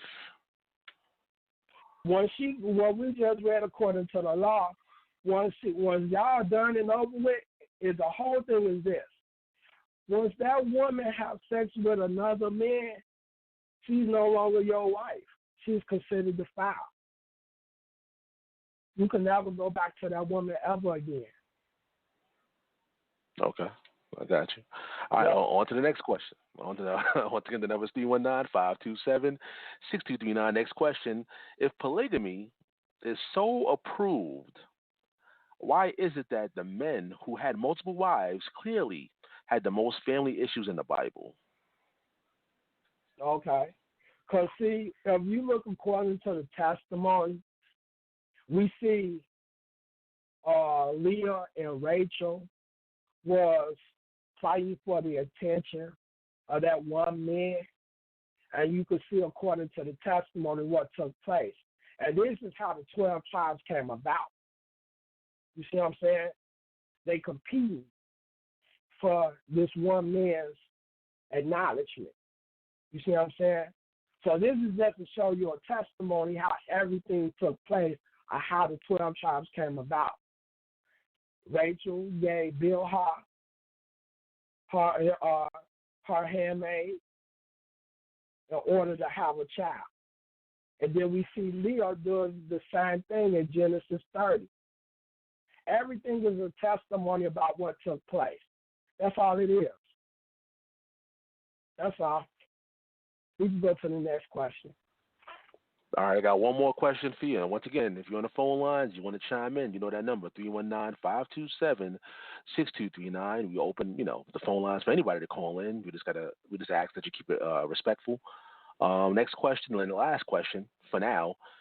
If sex is marriage, then what is fornication, and why is it punishable by God? Okay. So we have went into the testimony about in 2 Samuel, the 11th chapter. Now, this is why I say it's very important, according to read the testimony, to understand the law. When we're talking about adultery, Bathsheba was married to Uriah the Hittite. Bathsheba belonged to another man. Therefore, when David slept with Bathsheba, David was sleeping with another man's wife. You see what I'm saying? Therefore, David committed adultery. You see what I'm saying? For Exodus 20 and 13, it says, "Thou shalt not commit adultery." And when you see, according to that law, when David slept with Bathsheba, David was punished because he broke that law. So you got to always remember, if a woman is with another man, you commit adultery. If she's not married, she is not with another man, then you can have that woman as your wife. And that's why I say I would advise to all my brothers and sisters that's asking these questions, read these testimonies according to law to understand what's being done in order for you to make a better judgment when it comes down to dealing with situations such as marriage. See what I'm saying? You always going to get an understanding through the testimony according to the law. I'm ready. All right, family. Once again, it's your time. The number is 319-527-6239. I'm just going to throw out a random question. What is the difference, when it comes to the legal marriage? Can you break down that difference between the biblical marriage and, marrying by law through the courts and things of that nature? Because, a lot of people put emphasis on doing it that way. What's the difference? Okay, this is the difference. Now, when we read according to Deuteronomy 7 and 3, the Most High told us not to deal with these other nations. Why? Because their custom is completely different from our own. You see what I'm saying? Now, if I was to read to you 1 Kings 11, and you see according to the testimony of what Solomon did, notice and understand Solomon had 700 wives, right? I like to read that to you so you can understand why we don't deal with other people as far as that go when we're talking about marriages, right? Because, see, the thing is, the Most High is telling you your custom is completely different from every other nation. How other nations do things, we are forbidden to do that. You see what I'm saying? That's why I read to you the law into Leviticus 20 and 23. You see what I'm saying? If you want to go in the courts and get married, but you got to understand this. If you already having sex with that person, you already done made marriage with that person. So getting a license is irrelevant. You're talking about sovereignty. We're talking about free will. We don't have to answer to the white man and just to get a piece of paper to say that this is legal and is valid. Because now you saying white man is God. They're writing the laws, and you are obeying their laws. Their laws is completely different from what the laws that was given to us by God. You see what I'm saying? So that's the answer to that question. All right, but those just tuning in today's title of the show, The Multiple Ways of Obtaining a Marriage According to Scripture. You know, a lot of people feel when it comes to what you just broke down, the biblical way of marriage, a lot of people feel like that's like an easy way also for breakup. You know, you can make up any number of reasons really to break up, whereas if you do it by the law, the legal system, you know, you have to pay money. You know, there's a certain thing, you know, there's a process in order to get out of that. So some people actually would not want to do it that way. They want to do it the legal way because they feel like, you know, people can make a number of reasons up when you're doing it the biblical way. What do you say about that? Okay. Now, understand this. If you're doing it the biblical way, that is not the easy way to break up. Because, see, you got to understand this. It says in Deuteronomy 24 and 1, it said, if a man has found any uncleanness in a woman, that he may give her a bill of divorcement. That means if that woman is keeping the law, no matter how you feel about her, when you don't get tired of her, you no longer want to be with her, you can't get rid of her. Because if you do, now you allow her to commit adultery. And then you the one have to deal with her iniquity. You see what I'm saying? So that's not the easy way. If you're going biblical, that's not the easy way of getting rid of a marriage. You see what I'm saying? That woman, a man must find any uncleanness. If she go against the law, that is the only way a man could get rid of a woman. That's it. If she's going about according to the law, he can't do away with it because if he do, he allow her to commit adultery. You see what I'm saying? Yeah, a lot of people probably would say, you know, just, you know, thinking that in 2019, you know, they don't really see that kind of system going on. You know, they understand, of course, in the Bible, according to history and how the Bible is, that formula, but they don't really see that formula going on today.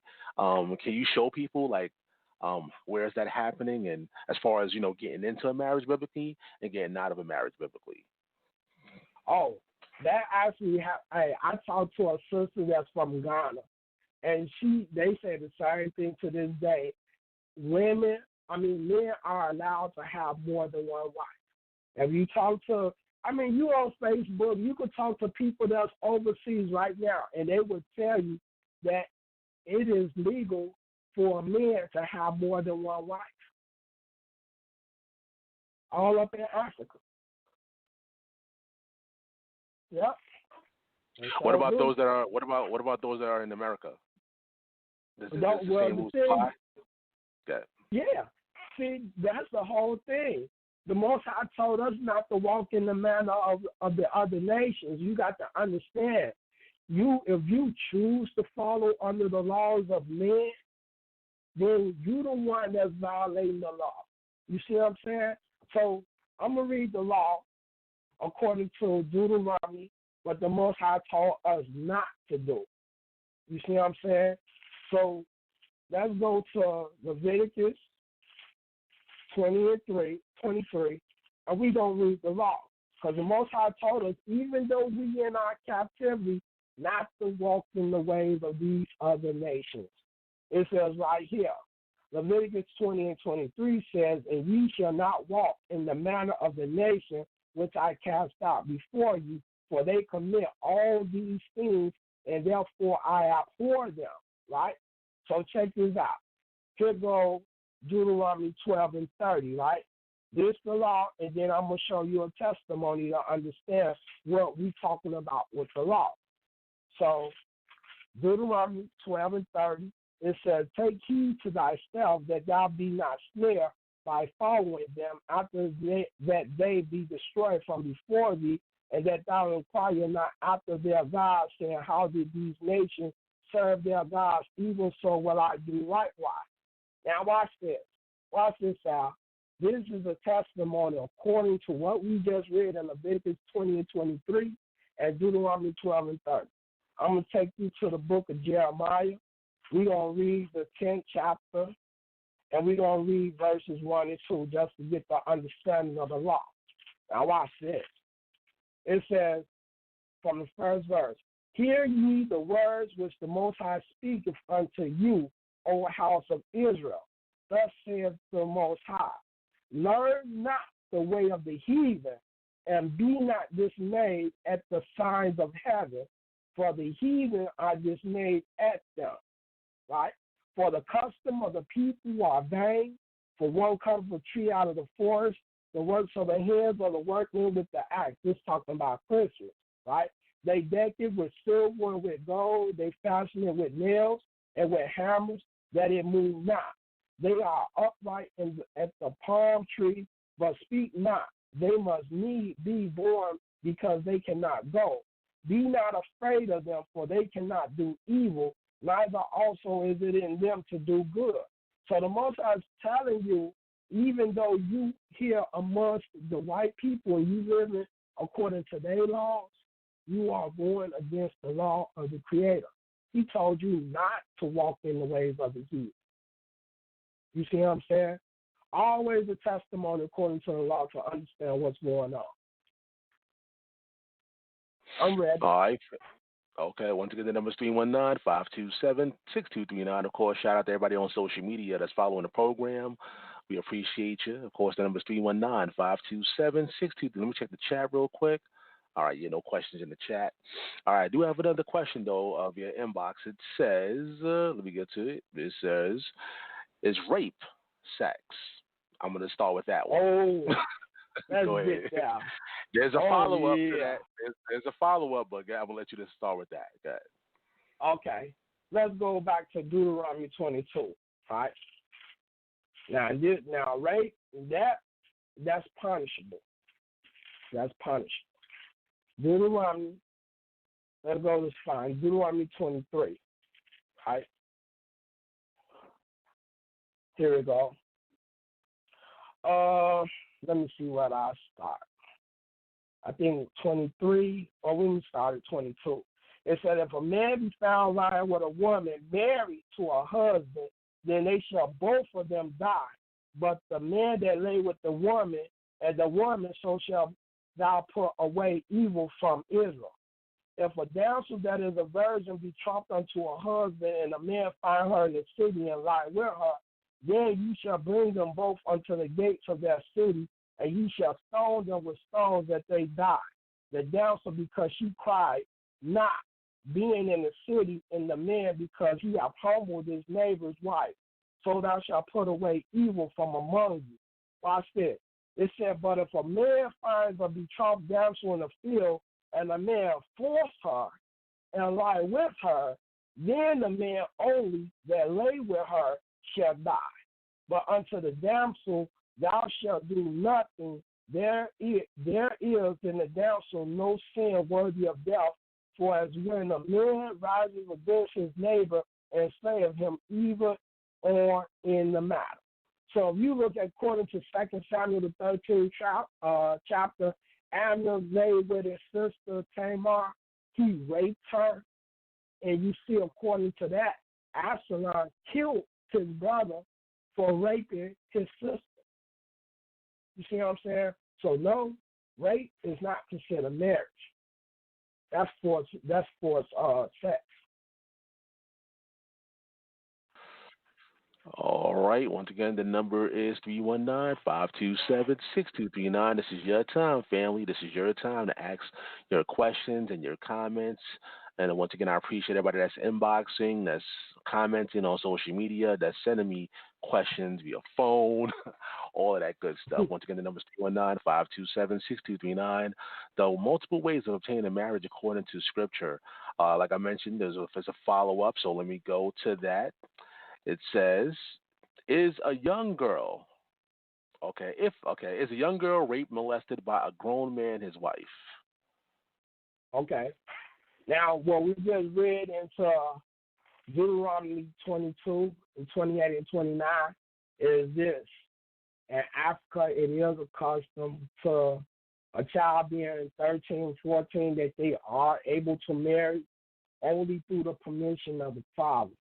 And this is what we just read again in Deuteronomy 22, what we read in 28. If a man find a damsel that is a virgin, right, which is not betrothed, and they hold on her and lie with her, they be found, then the man that lay with her shall give unto the damsel's father 50 shekels of silver, and she shall be his wife, because he have humbled her, he may not put her away all his days. So this damsel, when we talking about a virgin, is a woman who knew not a man. You see what I'm saying? So according to even now in Africa, they have daughters that's 13 and 14 and stuff like that they do have arranged marriages, but it's only through permission through the father. You see what I'm saying? So this is what's going on right now, what we see in Deuteronomy 22 according to that law. You see what I'm saying? And that's what we read in the testimony in Genesis 34 when Jacob had to talk to Shechem's father and arrange a marriage between Dinah and Shechem. I'm ready. All right, I do have another question. Once again, I appreciate y'all. Once again, y'all know y'all can call in, y'all, 319-527-6239, plus number 1. But, I enjoy reading your questions as well. It's not a problem. Here's another question for you. Does the Bible approve relations with underage women? Many people say that the Bible promotes such things. Is there any truth to that? Yeah, we just read that in Deuteronomy 22. That's what we're talking about. So it condones that? Yes, it does. Okay. So what do you say to those people that actually find that offensive, and what do you say to people that find that offensive? Okay, we see, you got to understand this, right? When we talking about America versus Africa to our custom, in Africa, they doing that right now. You see what I'm saying? 13 and 14-year-old girls, they are given away in marriage.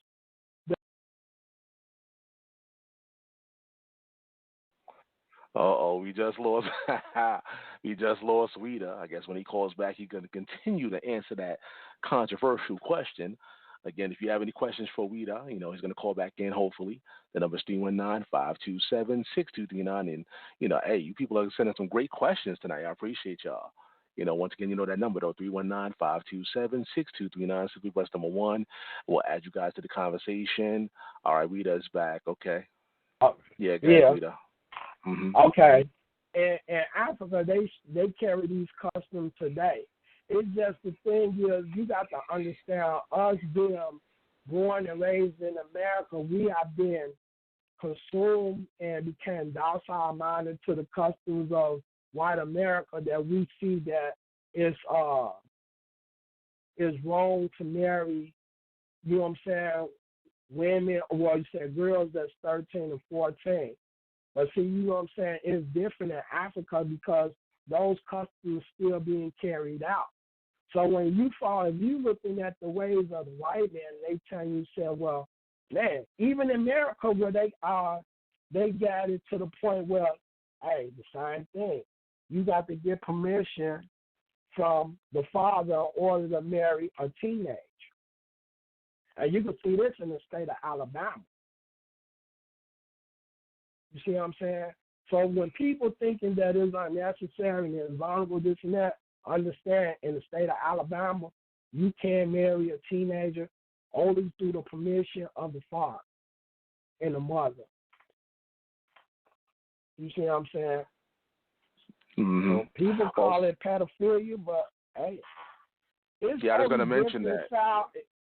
Mm-hmm. It's only when you take deal with a teenager by force. That's when you're talking about pedophilia because you're going against somebody's permission. You see what I'm saying? Well, some people say that's how it starts by manipulation and stuff like that. So it doesn't necessarily have to be forceful. You know, it starts off with, manipulation and, brainwashing, things of that, stages to that, and that's how it gets to that particular point. Like, what do you say to people that actually would say that? Well, that could be understood in that fashion, as far as you just up and just manipulating a young girl, as far as playing with the minds and emotion of a female. Now that could be understood. But if it comes to the point of far as seeking permission, that's a different thing. I understand if I was with playing with somebody's feelings, somebody's emotion, that's completely different. Now, what do you say to those listeners out there that are listening to you right now, and by this particular comment, you're saying that the Bible condones basically pedophilia, right? That's what you're saying? Like, what would you, that's what you're saying, right? Like, what would you tell those people that actually would, oh, yeah, got it. Mm-hmm. Okay. This is what we got to understand. This is what we need to understand. Let me finish the question, though. Like, what would you say to those people that actually would now leave, because they take this topic very seriously, and they would actually say that is actually an offense. That's why some people actually do away with the Bible. Like, what do you say with that? Good. Okay. Mm-hmm. See, this is what I say to our people, right? Our people do not understand who they are. Our people do not understand their original culture, right? Because like I said, if you go to Africa, these customs are still being carried out. See, they don't look at this as being as pedophilia, especially if it's getting permission from the father. You see what I'm saying? You have to look at your habitation. Look at the environment we in. Look how we done lived all our lives of what we know. We was taught being married to more than one wife is considered bigotry. We talking about being married to a minor is called pedophilia. You see what I'm saying? According to the law. Now, we do things according to the law. How can you claim that to be pedophilia if the fact is that it's being acknowledged through the Creator? You see what I'm saying? You have to look at the different parts of the culture and understand who we are and what we're supposed to be doing as a people. That's what I would say to him. All right. Once again, special guest, Ouidah Israel. Once again, the number's 319-527-6239. I'm surprised the phone lines ain't lit by now. You know what I'm saying? With that controversial one. But today's title is The Multiple Ways of Obtaining Marriage According to Scripture. I do have another question for you. It says, can a man sell his daughter to be a man's wife without her consent? 60 shekels. No. No. Because if you look according to the story in Genesis 24, Bethel, he asked Rebecca if she was willing to marry Isaac. She said yes. Therefore, he allowed her to be married to Isaac. It's only through approval.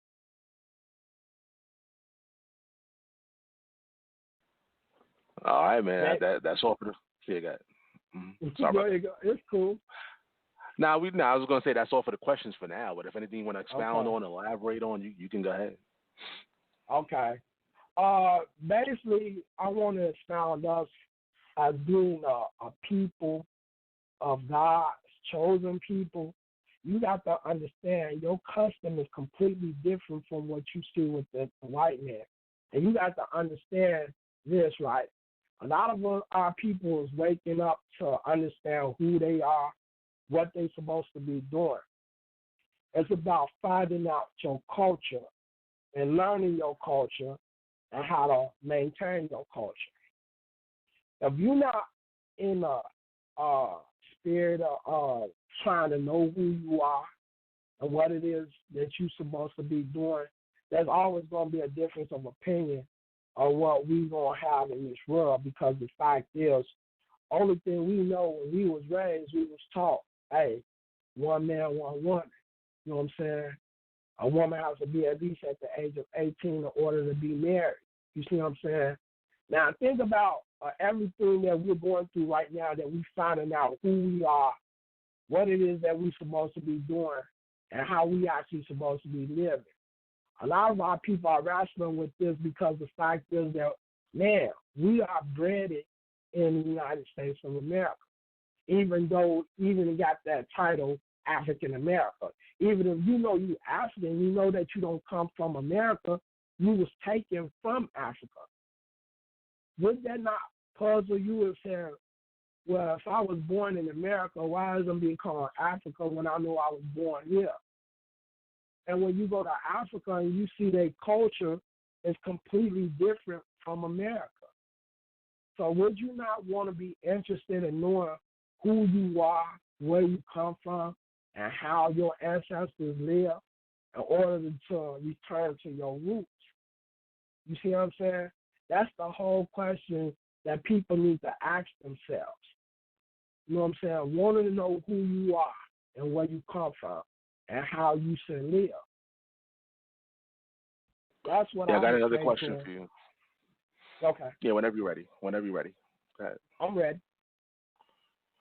All right. Once again, I appreciate y'all questions, y'all. Y'all came in with some questions tonight. Once again, the number is 319-527-6239. You can also email me, debatetalkview@gmail.com. However, if we're friends on social media, simply inbox me, and I'll read your question. Here's another question. Here's another one for you. It's a tough one right now. Uh-oh. You ready for this one? Okay. Uh-oh. It says, hold on, I think I got another question.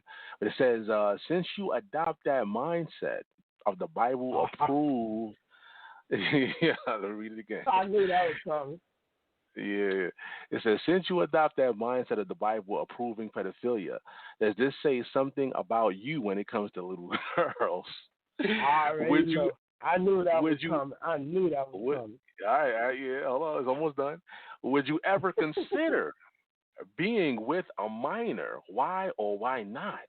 All right. Now, they put you on first, brother.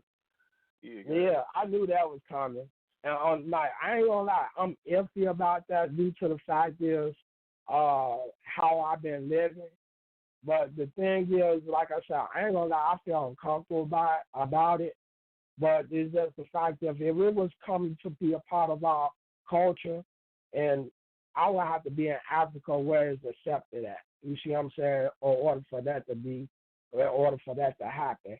Because I know, man, like you said, like up in the joint, you talk about pedophilia. I know plenty of cats done got killed like that. You know what I'm saying? Talking about dealing with the minor. You know what I'm saying? Because that's their judgment. And see, a lot of people don't understand how we supposed to live. You see what I'm saying? So, I wouldn't do it in America. I have to go to Africa where it's accepted if I was to choose to do that. All right, once again, y'all, the number is 319-527-6239. Or if you're already on the phone line, simply press number 1, and you can ask your questions to special guest Ouidah. We're about to wrap up pretty soon. But again, if you have any questions or comments, feel free to send them in, and I'll gladly read them out. Or if you have any comments, I'll gladly read them out. Someone says, our ancestors were not Christians nor Hebrews. What do you say to that? Say that again? Our ancestors, were not Christians or nor Hebrews. Okay. Right. Let's go to this, right? I kind of figured something like that was going to come about. Okay, he said, we wasn't Christian, but see, the thing here, when you look according to, you got to look at the history, right? Now, they saying that they wasn't Hebrew, then I would tell them, it was what the scripture said, produce your cause and bring forth your strong reason. Why would you say that we wasn't Hebrews, and can you prove that if that be the case, right? So I got little documents and stuff that I want to read to them, and like, and I even got this book where I say I throw this out. The Bonafide Hebrews or the Book of Moses, right? And I'm gonna take this, read a little paragraph out here, and he said we wasn't Hebrews, right? Let's go here. Right? Nah. You know, we are linked to the curses of what took place with our ancestors. And, you know, you haven't researched it to understand who you are, of course you're going to make that comment. We're going to document our research. And this is come from, this says, the law keepers. This, I'm going to cite my source. Right here, it says, the Hebrew Israelites in the Atlantic slave trade by Kohen Michael Ben Levi. It says, at this juncture, we will show that the people taken in the Atlantic slave trade of the Middle Passage to the New World were and still are the descendants of the ancient Hebrew Israelite nation and people, thus revealing a hidden or missing link in the historical past of the people now known as Negroes, located in parts of Africa, Asia, Europe, Australia, the Caribbean, Central, North, and South America, as well as many other remote places throughout the earth. And Deuteronomy 28:68, it states that, in the Most High shall bring thee back into Egypt in ships, by the way whereof I say unto thee, thou shalt see it no more again, and there you shall sell yourselves unto your enemies for bondmen and for bondwomen. And no man shall buy you. In simplest terms, this metaphor is saying that Yahshua will go into slavery, similar to the cruelty of Egypt. The statement that no man shall buy you simply means no one will free us, that only the God of Israel will ultimately grant us freedom in ancient times. An Israelite could sell himself to his brother as a hired servant and be paid for his labor. However, in this case, he will not receive for his labor, right? And so I'm going to stop at these little paragraphs right here because it's like 3, 4 pages right here. And this is my resource, my information. And it even talks about, I got a document according to Hitler, that even Hitler knew who we was. You see what I'm saying? So if that brother or whoever, I'm saying, even that brother, that sister, whoever make that claim, what would be your source to show that we are not, you know what I'm saying? But you say, I know we're not Christian, that's a religion. But if you say we are not Hebrews, then what would be your source of proof showing that we are not the people in the Bible? That would be my question to that individual. Yeah, family, once again, this is your time, y'all. You know the number, 319-527-6239. The multiple ways of obtaining marriage according to Scripture is the title of this show. Special guest, Ouidah, Israel. I don't see anybody else pressing anything or commenting at this time. So once again, Ouidah, I appreciate you for coming on. Any last words you want to say? I know they're going to reach out to you, man, after this. I know they're going to reach out to you after this one. But anything you want to say, man, go ahead. Oh, man, it's been a pleasure being on your platform. I thank you for having me.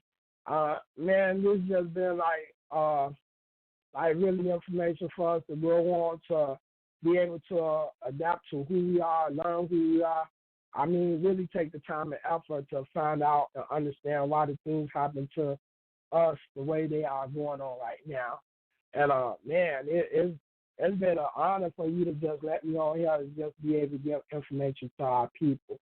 You know what I'm saying? So I thank you for having me, man. I really appreciate it. I love the platform. I love the people who's calling in and everything. And like I said, I look forward to being up on your platform and, man, just giving information to the people, man. Like I said, we need this information, you know what I'm saying? So it's been a blessing, man. I really appreciate you for that. You know what I'm saying? Yeah, no problem, man. I appreciate you as well coming on. Like all the special guests, of course, like you stress is about the information. It's up to you to do the research and study it. But it's information. Information is information.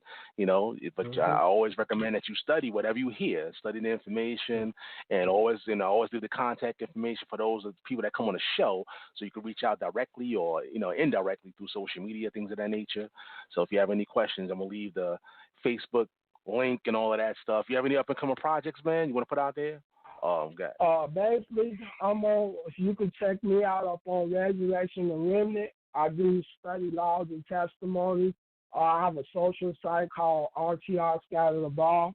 Man, we sit back and we chop it up with the Word of God, try to get the understanding of our culture, and we just have dialogues, man. So whatever, man, feel free to come out and check me out on the website.